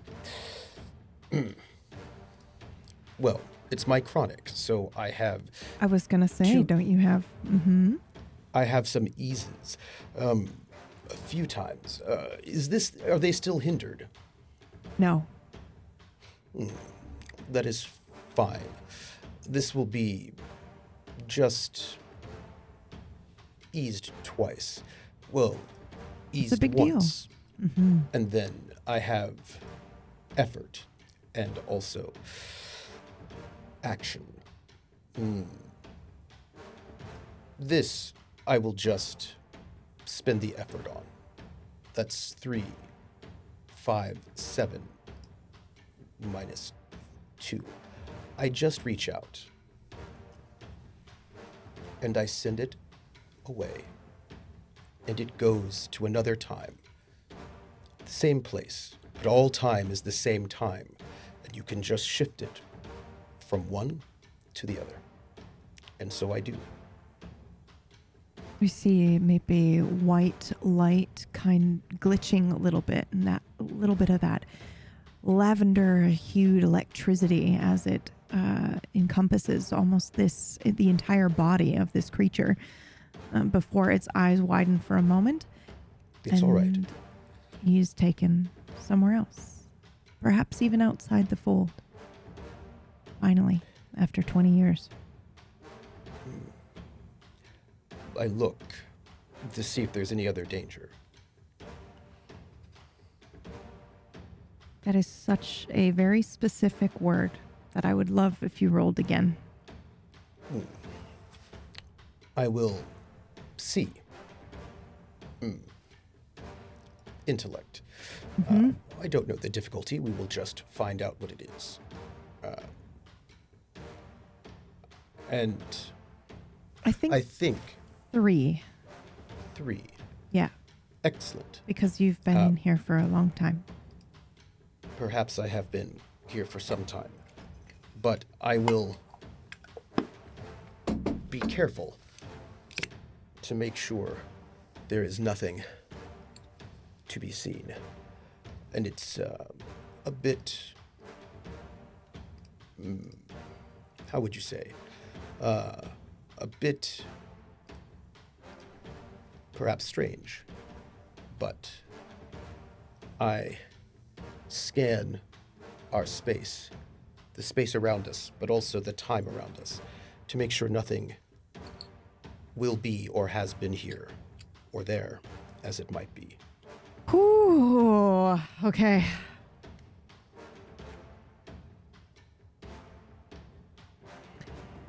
With a success on this, and you're using a device to scan through your space and time, I think you're able to tell that right now, in this specific instance, in this specific iteration, there is no danger to you physically. However, at the same time, you know there is something in here.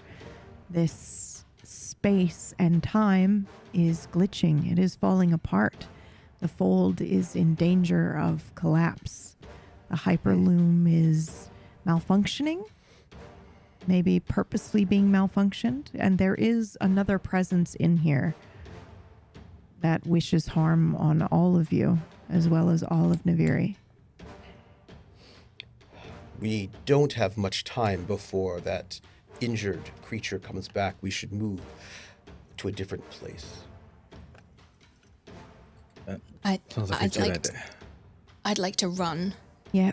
directly at Wikiti, and then when I get within touching distance, I immediately come to a stop, and I kind of go, and my arms are out as if I'm about to hug him. I step forward, I give you the biggest hug, and I whisper something in your ear that they cannot hear. And I lean back just a little bit, and I say, it has been far too long since I've seen you. I've missed you terribly.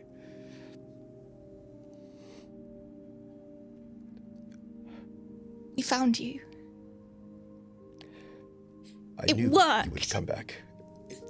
It worked. Of course. I've never doubted you. And I hold up my hand where I've moved the compass device back to my hand after I moved it down to my wrist to swap my my weapon hands out. And I look at it, and I'd like to observe what it's doing now we are here with Wakiti. I put my forehead onto Fa's forehead. Just in that moment. I have to sort of reach up because you're still much taller than I am. But the growth is mostly just better posture, so it's not really more than an inch or two. But confidence will do that to you. Just lean forward. I'd like to just bear hug him. Oh. Like a koala. Oh. And I I feel like I'm gonna accidentally overbalance you because I don't. Yes. No. I haven't yes, grown into I'm- my limbs yet. No, it's fine. I'm just falling. just- Oh, okay. No. We did. No. We did it. We did it. We did it. And I'd like to reach a hand out and like pat around. I'm trying to find another hand. Can I feel a hand? Just- not feel anybody else's hand around it. I stay in the embrace. Liren Too will walk over slowly and take Tufa's hand. I immediately know that it's Liren's hand. I have very socially uncomfortably stroked this hand too much, and I'd like to just pull her into the hug pile. Oh, And once she's down, I'm going to put my hand out again and reach around behind me. I think Amara is sat on the ground. There's the layer of like condensed macronic energies dissipated, and he's just massaging his joints. I think he's kind of rubbing his knees, like just give me a moment, I'll be there in a bit. Oh, I'm back. and Amara. he'll pick himself up and join in the hug. Same deal. I'm pulling him in. Pulling you to the floor. okay. Pulling you in the hug pile. If we can do that, we can do anything. I don't have the compass. I gave it to me. But I got it. You gave it to me, yes? You got it. And I got it. And then I suddenly remembered. It's been in my pocket for over a year and I didn't know what it was. I thought it was broken. No, It was fixed. Tufa. Nothing about you is broken. You are perfect as you are. I'd just like to bury my head in the shoulder of his jacket. I missed you. I missed you too. I didn't even know there was anything to miss. I did. I remembered everything. I always do. That's the thing. I remember everything. I remember all the times when I've missed you. Even when you didn't know it yet. I didn't know it. I do now. I'm sorry that I asked you to come back. No. I don't think I knew what I was really asking of you, and that was a lot to ask you to do all of that and to come back. Selfishly, just for me, and I didn't realize that it was me, it was us. It wasn't me, it was us, that we had us. to make our way back to you, and not the other way around. Well, sometimes that's how it is. One of the side effects of my chronic traveling is gaps in memory. You have too many memories and they sort of glitch. The fold, it's glitching out. Something is in here. Everyone else is in here as well. They're all here, but there's something trapped in here, like in the lining. If you can think of the fold as a dome or a wall or something, and there's this huge field, but in the edges of it, 2 inches to your left, there is something trapped here. I didn't know it at first. My younger self doesn't know this yet, but there is something here, something with thoughts, something malevolent, and it is trying to take this thing down, but not in a controlled way, not in a way that would help, but only in a way that would hurt. It wants to be free, and this thing should never become unstuck in time. If it is unstuck in time, then it will be in all times and places, and it is not. It shouldn't. It shouldn't. So how can we do that? I'm like trying to read everyone's face, looking at Lirin, looking at Mr. Amara to see if they understand what this is, to see if I can read how I'm supposed to react to this. I thought that's what you would have figured out when you got here. What have you all been doing then, while I was trapped here? I imagine having tea at Amara's. I miss the tea. Master Amara. And I just give a little bow to him.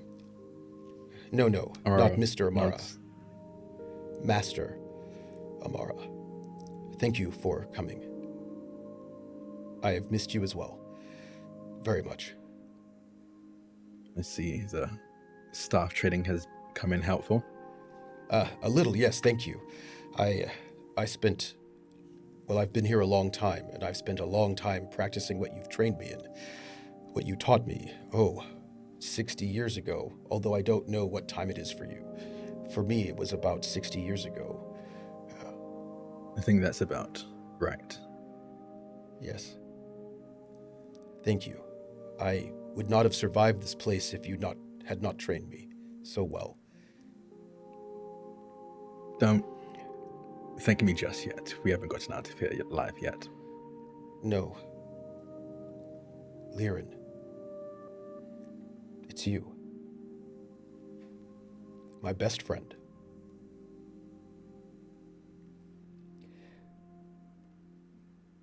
We have walked this space so much, so long. I have missed you.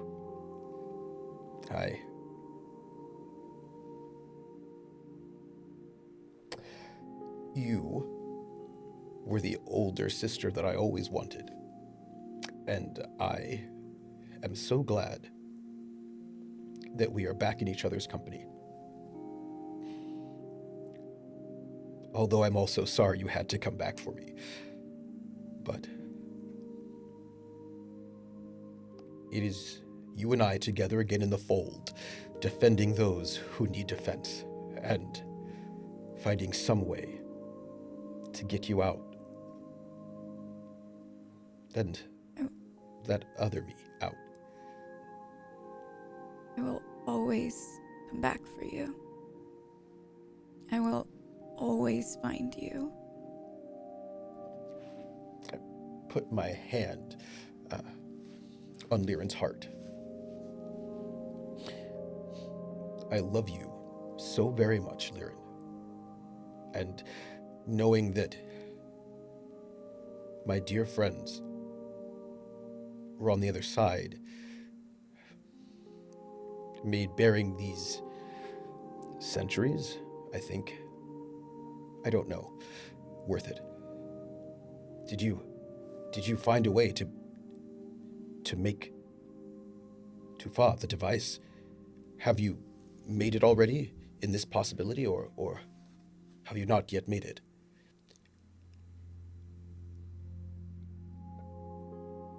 Lirin's gonna look at Tufa.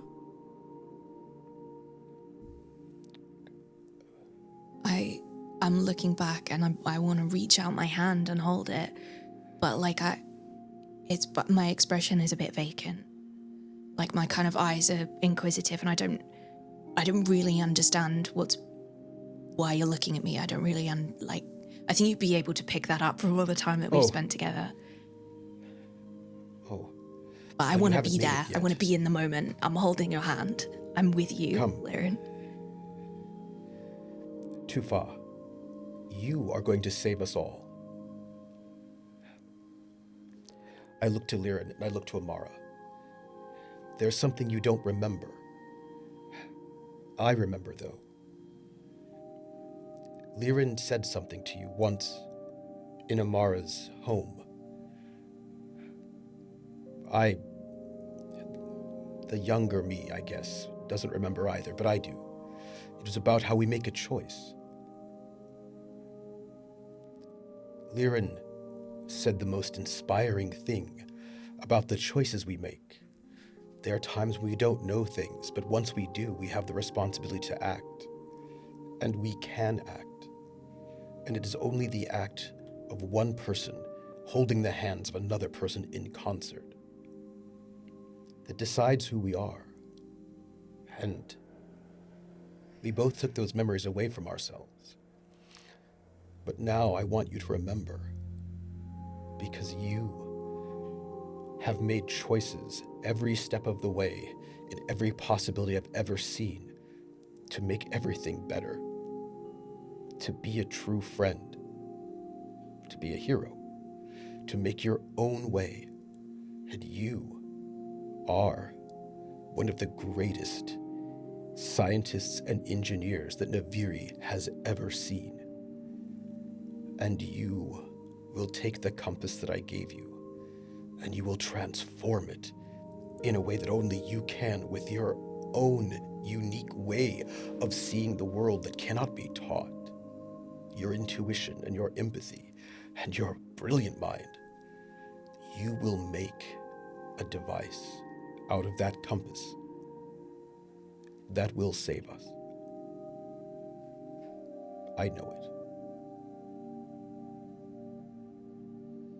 Have you seen it? I've seen it in so many different ways. Sometimes it's a globe. Sometimes it's that strange device that has followed us through all the different possibilities. The storm device. Sometimes it's the compass. I think it can be many different things. I think you just have to decide what you want it to be. You must focus your intent and decide which of the many possibilities we all will inhabit.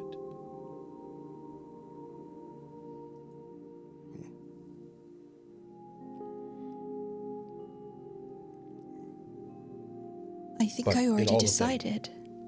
Did you? Well, tell me.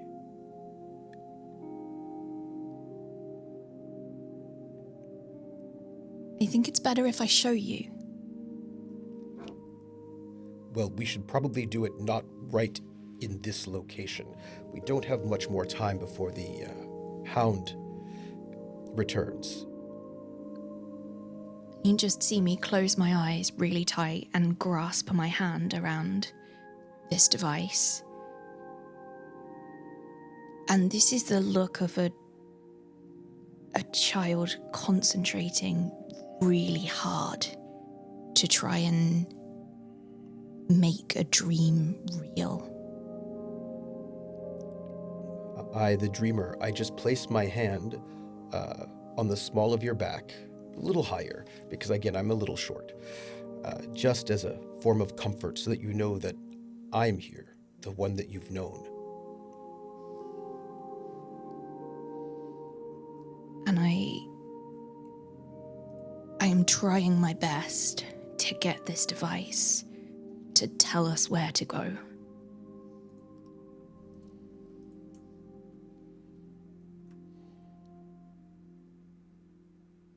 Okay. I would like a roll.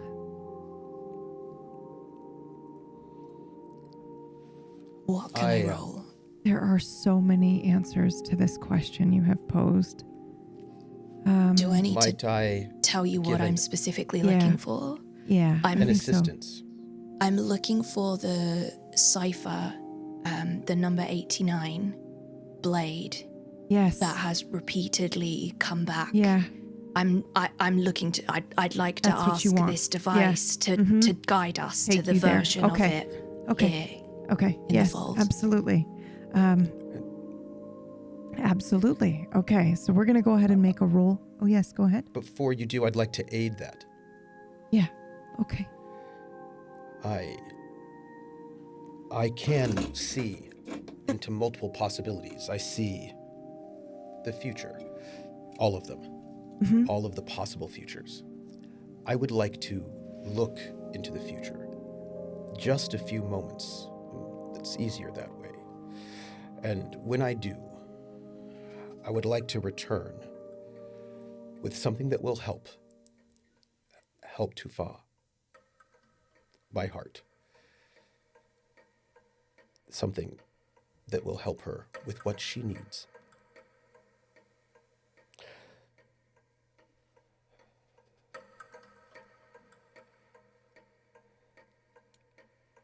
I imagine it is a piece of lightning that will aid you to find what you need. It takes a bit out of me, but I hand over a piece of lightning. Don't ask. It is what it is. And I hand it to Tufa. This will help. And it's heavier than I expected. I wasn't expecting this piece of light to weigh something, but it does, and it's cold. And it tastes like ozone. Do I eat it? Oh. We do have that habit of eating things that we probably shouldn't, but it has helped us so far. Mostly. Do I know what you're looking for specifically in this moment? Do you make this vocal? Don't think I've said it. I haven't said it, but yeah, I think you would know, Wakiti. I think you would know what I'm looking for. Yeah. I think So if you've said it, then Amara would know. Yeah. As you search for this, I kind of look down at my side at the version of the Stormbringer that I have that appeared again on those coasts. And I think I take Tufa's hand, these very, very calloused hands, and kind of open up one of your hands and then wrap your hand around the handle of this battle axe, this Stormbringer. Just say, concentrate. Trust your gut.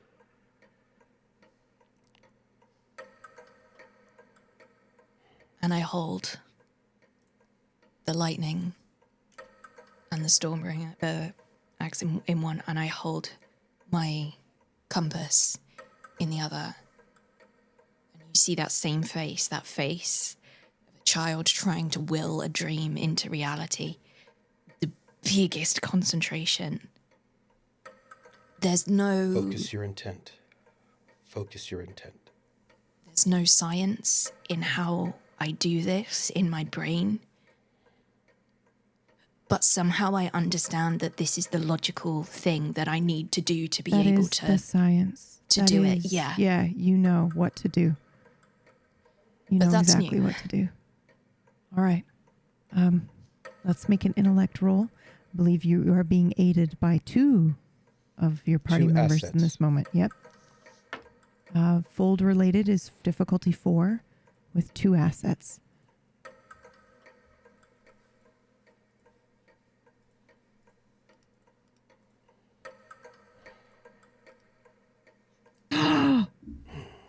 Success. Now you both came in to aid, but Amara, I'd like you to take the narrative a little bit and explain. I think as you reach for this version of the Stormbringer, what version may or may not be in the fold, I think it's less of a case if you find it, but you almost send this Stormbringer to the state or location, space, time in the fold that it originally was from, as you see it almost dissipate into a mist. And you can, I think your compass, maybe even, maybe very specifically Lyrian can even see this kind of trail of macronic energy leading us forward. But I think us specifically, we see the compass reacting, point us in a direction deeper into the fold, into the center, as it seems to be leading us to the almost ground zero of the fold. Which is a broken bridge. And who do we see, Amara? You see a an orange-skinned, blue-haired / finned Nagi. I think by their side, frozen in a almost battle stance, but maybe slowly begin to move as to get closer. Someone almost seems younger but identical to them. You see Commander Braze and Leanne, the Tidal Blades. And at Commander Braze's side is a version of the Stormbringer. You see almost like this mist materialize into the Stormbringer at their side. This time looking more worn and used than it was previously in Amara and Tufar's hands. It almost seems like this one's seen recent battle, but that battle has been frozen for the past 20 years. And I think Amara almost freezes in place as they see these two. Amara, it's okay. It's okay. Time is not passing for them. I don't know if And they're frozen, right? They're not moving. Right now they are frozen, yes. But I think you would know, especially because it's your device, you know how it works. And also, I think you've been in the fold long enough to understand that maybe there's another time where another set of heroes come in here and they are not frozen and they are able to talk to them. That time isn't now, it hasn't happened yet, or it happened before, but you weren't here. But for now, they are frozen for you. And perhaps there's a hint of a few names, maybe, that kind of float by your mind. Axel. But you know that that's not now, and Commander Braze is frozen. Mara, I'd like you to roll an intellect roll for me, please. Difficulty 4.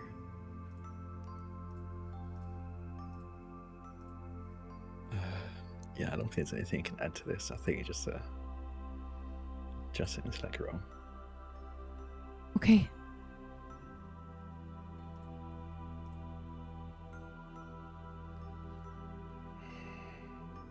Okay, that is a failure. To be clear, her mouth does not move. You lied to us. You knew. You knew what was going to happen and you sent us in anyway.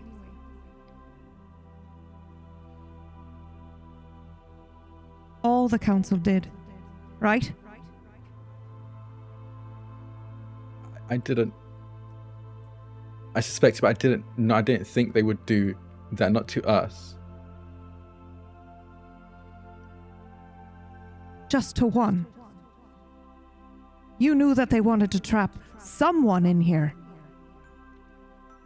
You just didn't think they would sacrifice us, that they would trap us. Well, what did you think was going to happen? Did you really think we'd be able to get out in time? I trusted them. They told me we would have time to move. If I'd known, I wouldn't have let you do this. I don't believe you. I don't believe you.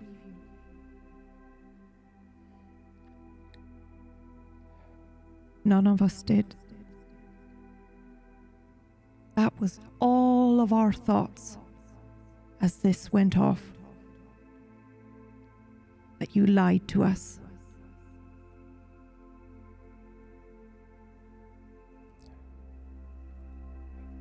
Liren. That's not true. Right? Can we hear this? Yeah, I think you can. It's a voice that sounds like it is coming from all around you. Again, her mouth doesn't move at all. If you would like, you may roll an intellect roll, the three of you. But Amara did fail his. I'm going to ask. Mm-hmm. I'm going to assume that I have a hindrance on this. I think so. I think everyone except for Liren. I think, Liren, you actually have an asset. Because I have I have an inability to detect falsehoods. And if this is in a way false, then Yeah. I will have a harder time with it. Yep, that's absolutely true. What is our difficulty? 4. So for me, 5. I will spend a lot of effort because I believe in Amara. I believe they're being unfair. I will spend 4 effort because Amara is my brother.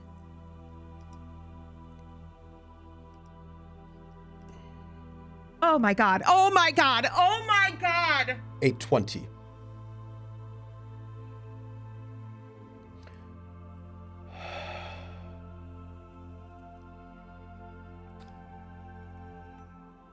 I think I'm going to tell you something, and then I'm just going to, that's your launching pad for this next improv scene. They have no idea this is coming, but here we go. You rolled a 20. It's a major effect. I'm going to tell you that you recognize in an instant, maybe because you've been here for a while and you know how things go. Some of this, there is truth in a little bit of it, but it is twisted. It is an illusion. The being that is trapped in this space has the ability to do this and is speaking as if they are this commander, but they are not, and you know that. But this being is also the one that is after Liren and all of her kind. She wants to collect them and consume them, and it will break the fold down and let her out. And I don't know how you knew this. Maybe it's how you and Liren met. But I also saw what it did to Jacko's parents. I know how this thing works. I know how this works. Unfortunately, I've seen it twist things for a very long time. Thoughts, people, bodies. Liren was, well, not Liren. Well, I suppose also Liren. All of them. Amara. Look at me. I was frozen, staring at the commander. Amara. Look at me. Please. Didn't know. I didn't know. You didn't know.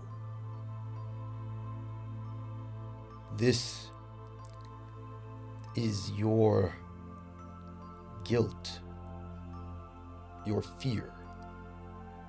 It is the darkest part of you, the thing that makes you stand on the beach, unable to move or breathe. It is what haunts you, and this being that sits here and feeds off of people slowly, feeds off of those dark spaces in ourselves, the thing that makes you feel alone. If you are alone, you have no one with you, then it can corrupt you and taint you. It creates all of those possibilities, the darkest ones, and it floods you with it. But this isn't true. You are not alone. How Liren. sweet. Tell them the truth. I don't think you would like that if I did, because it wouldn't be good for you either. You don't frighten me, I should. friend. I should frighten every single one of you Navirians. I am coming for you. I will get out of here. I've seen it. No. You've seen a possibility. The landscape changes, and it is now a broken, destroyed version of Naviri. Statues toppled, buildings destroyed.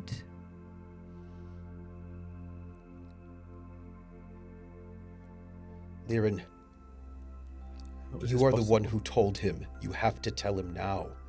He needs you. Amara needs your history as you were. That part of you.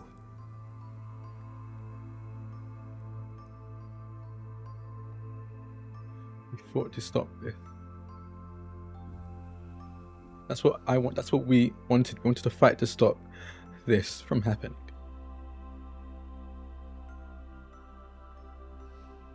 Mr. Amara.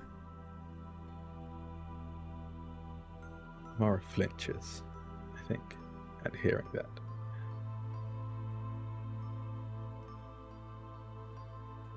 Is Amara standing right now, or did you say crouching? He's standing, but he's almost taking a few steps back. He's behind the group. Liren is going to walk over to him.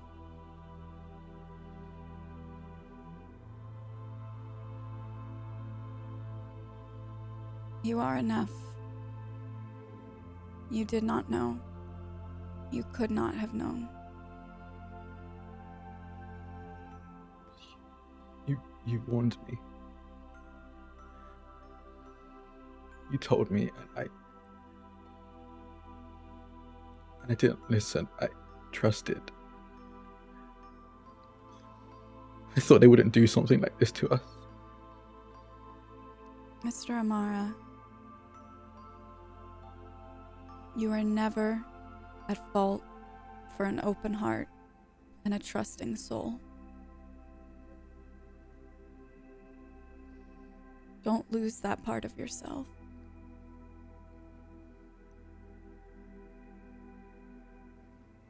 I think for the first time, this whole interaction, he pulls his gaze away from Commander Braze, or where Commander Braze was before this space shifted, and looks to Liren.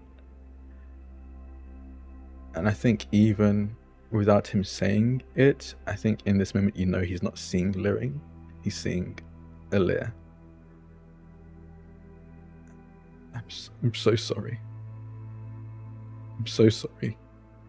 I didn't listen to you. I'm so sorry. I failed you. I failed all of you. I couldn't even be here to suffer with you. I couldn't even do that, right? Mr. Amara, it's the council that failed you, and the council that failed us.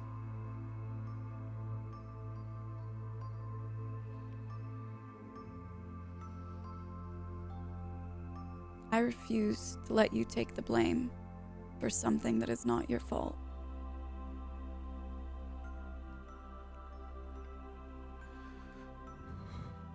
She's right, you know.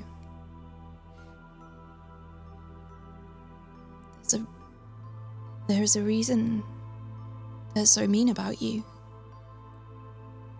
What would they stand to gain?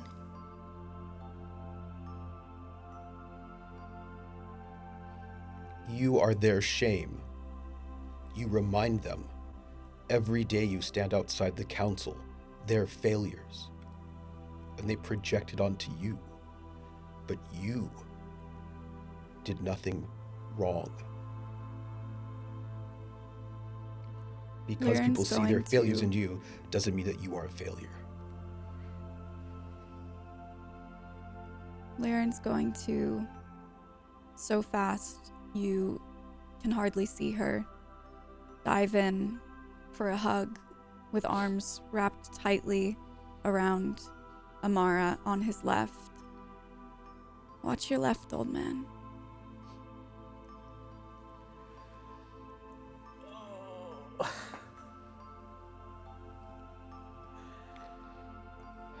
I think Amara collapses and just starts crying into Liren's shoulder.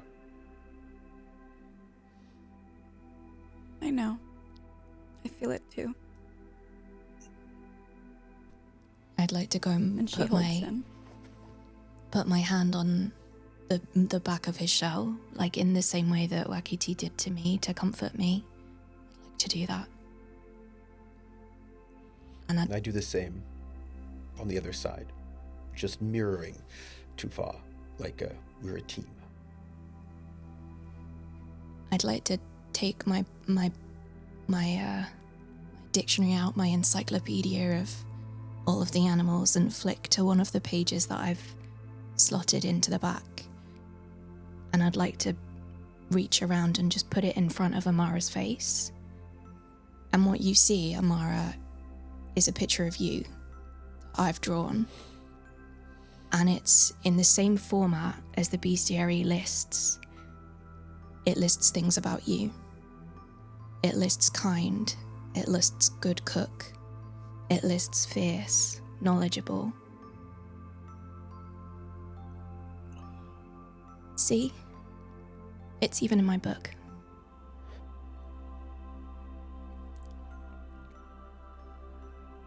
Yeah, I don't think Mara can speak right now. I think it's Mara, 20 years of be grief. who I am. I wouldn't be who I am if you hadn't taught me. When you first met me, I was lost. I couldn't remember hardly anything. And you said to me, once, you said, are you sure you want to be an engineer? Maybe you should be a Tidal Blade.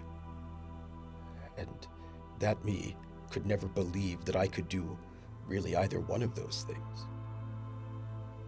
Because you were not in the fold, because you were outside, I could find you. And you helped me become a me that I never thought I could be. Somebody who didn't just watch helplessly, seeing but not being able to do anything, but somebody who was inspired by you, and trained by you, and mentored by you to be more than I could have been before. Thank you.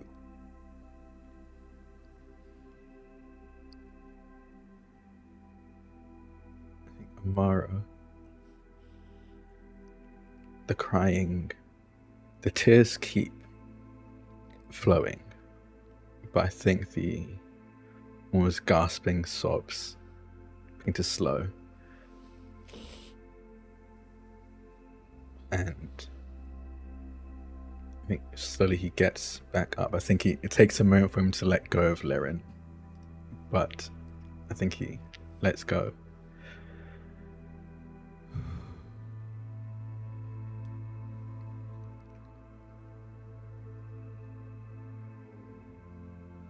You all, I'm so honored to know all of you.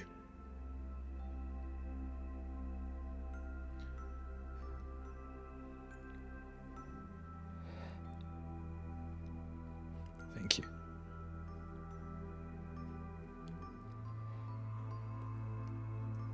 If it's okay, golf and hug. Big golf and hug. Just a little roly-poly golf and hug.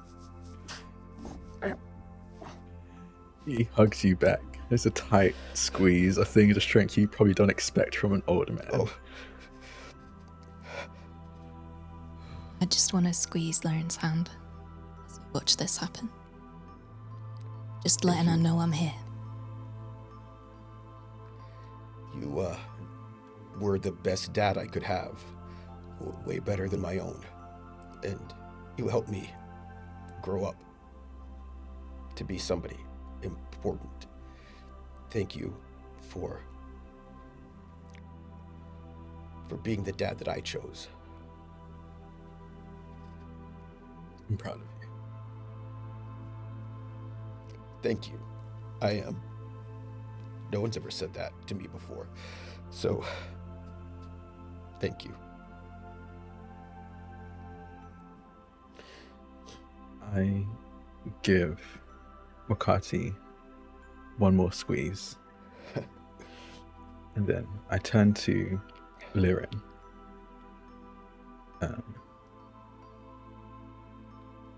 Can I say something selfish? Always. I haven't had a chance to really, truly say this. And I know it might not mean much to you, but I think I just need to say it. If you're in there at all, Alir, I'm so sorry.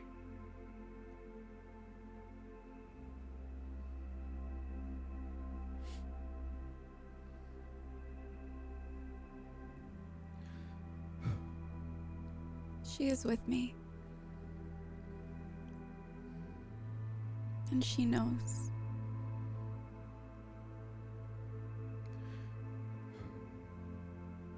Thank you. The forward is... I was told not to tell anyone. But Ukati's right. There's someone, specifically someone trapped in here that is dangerous. The goal was to keep them here, to protect the rest of Naviri. I had been told that would have time to leave before it activated, but I was lied to. If I had known I would never have Commander Brace activated, I would have. But she's dangerous, the person here. I don't know if we'll be able to take them on ourselves.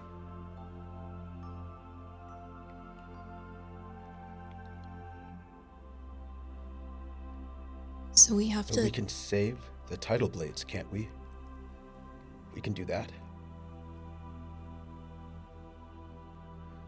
If we can, I think we might have a chance. We do.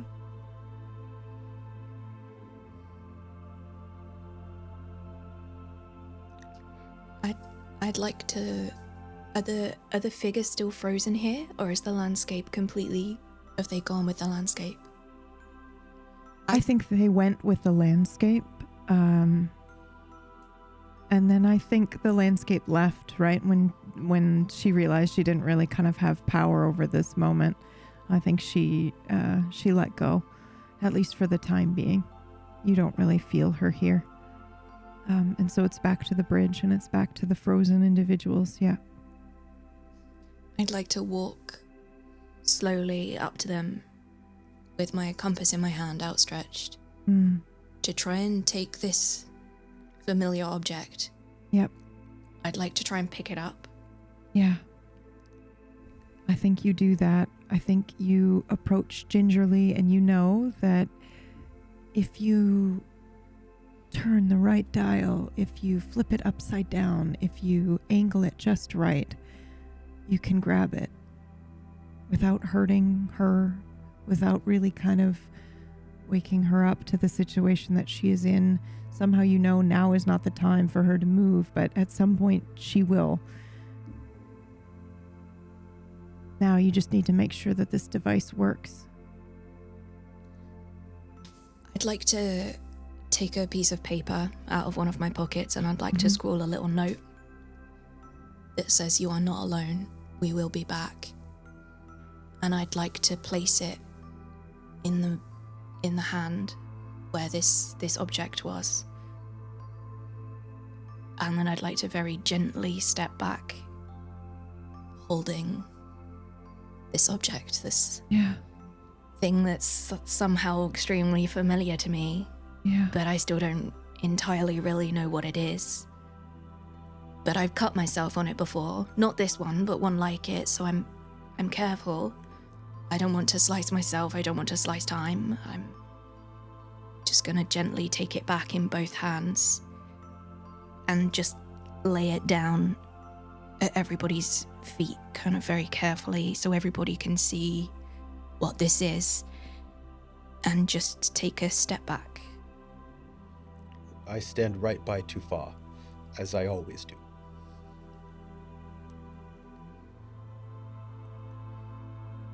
And I think as you are looking at this device, time is frozen. We see our 4 dreamers and heroes here poring over this device.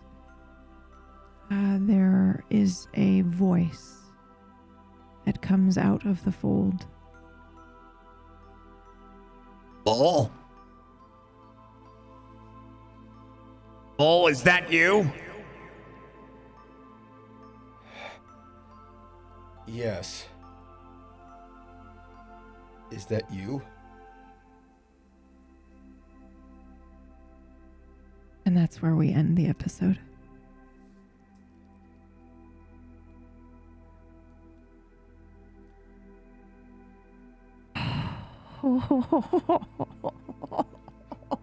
You. Can I swear? Am I allowed to swear? Yeah. You motherfucker. I'm emotional already. What the fuck?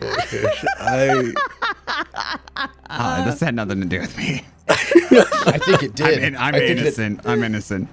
Everything to do with you. It was. And also, thank you, by the way, Orcish, who responded to my DM like 10 minutes ago of like, hey, are you free to come over here? Like, immediately? This is an emergency. Narratively, I think this would be really cool. And he was like, yes, absolutely. Orcish is my body. Yeah. Oh, so good. Okay. I think I'm like bleh, all over the place. So the things that I want to say are, first of all, thank you for playing. You're all incredible role players. You've just stolen my heart. You are so good. There will be moments where there's like, first of all, okay, hold on. I'm just going to back up for just a second, okay? Because that incredibly giving performance at the very beginning that just added to Amara's pain so that we could understand. You know, I think maybe from a person who doesn't role play might look at that and go, oh wow, she was hitting him hard with those feelings and kind of really driving it home. But that was a gift. That was a gift from one role player to another to say, I see you, I see your backstory, and I want to add weight to it. Yeah. I want to just help make it more powerful. And I was floored. I was very, very impressed by that. And it's just been like that for the whole cast the whole time. I see you. I see what you're doing. I want to add to it. I want to give you a gift. Kolo, you did it too when you said you were talking today and you mentioned something that, wasn't something that we had talked about. What was it that you said? Do you remember, Troop? Because she added to the story as well. Just saying like I was it about like missing you and I didn't know you were gone, but then there was something else as well. It was overwhelmingly good, dude. So good. Just like I didn't know that I was missing you. I didn't know I can leave that voice. I didn't know I was missing you, but now I know that I missed you the whole time. Didn't even know what I was missing, and it was so good. It was so good. And also Troop showing up as like future Bull was excellent. It was so good. It was so good. And Drak, you're gonna destroy me with Amara. Like, I will be living my life 5 years from now, and I will just have a moment where I remember anything that you have done throughout this entire campaign and start weeping because he is so good. I love him so much. Okay. That's the main thing I wanted to say. The second thing that I wanted to say was I think we gave away 2 already, but do we still have 1 link left for a free giveaway for our Dreamers Daring to Be Heroes shirt? All 3. Ooh. Okay. We did give away 3. We did give away 3 shirts, and I think we're going to try to give away 3 more. However, we are giving away a copy of the RPG book as well that is going to get mailed to you. So keep your eyes peeled in the Discord for how to join in on that. It's probably you just probably are going to click a link and it'll be a random giveaway, kind of like we did, like we've been doing before during the live shows. So there's that. And then the third thing I wanted to tell you is if you have loved the music, if you are loving what you are listening to right now, please take some time to go visit Zentears.com link. It's for Ko-fi, and grab this soundtrack so that you can listen to it too in 5 years and randomly weep. Or now. Either. But thank you all for being here, and we will see you again next week for the finale of Tidal Blades.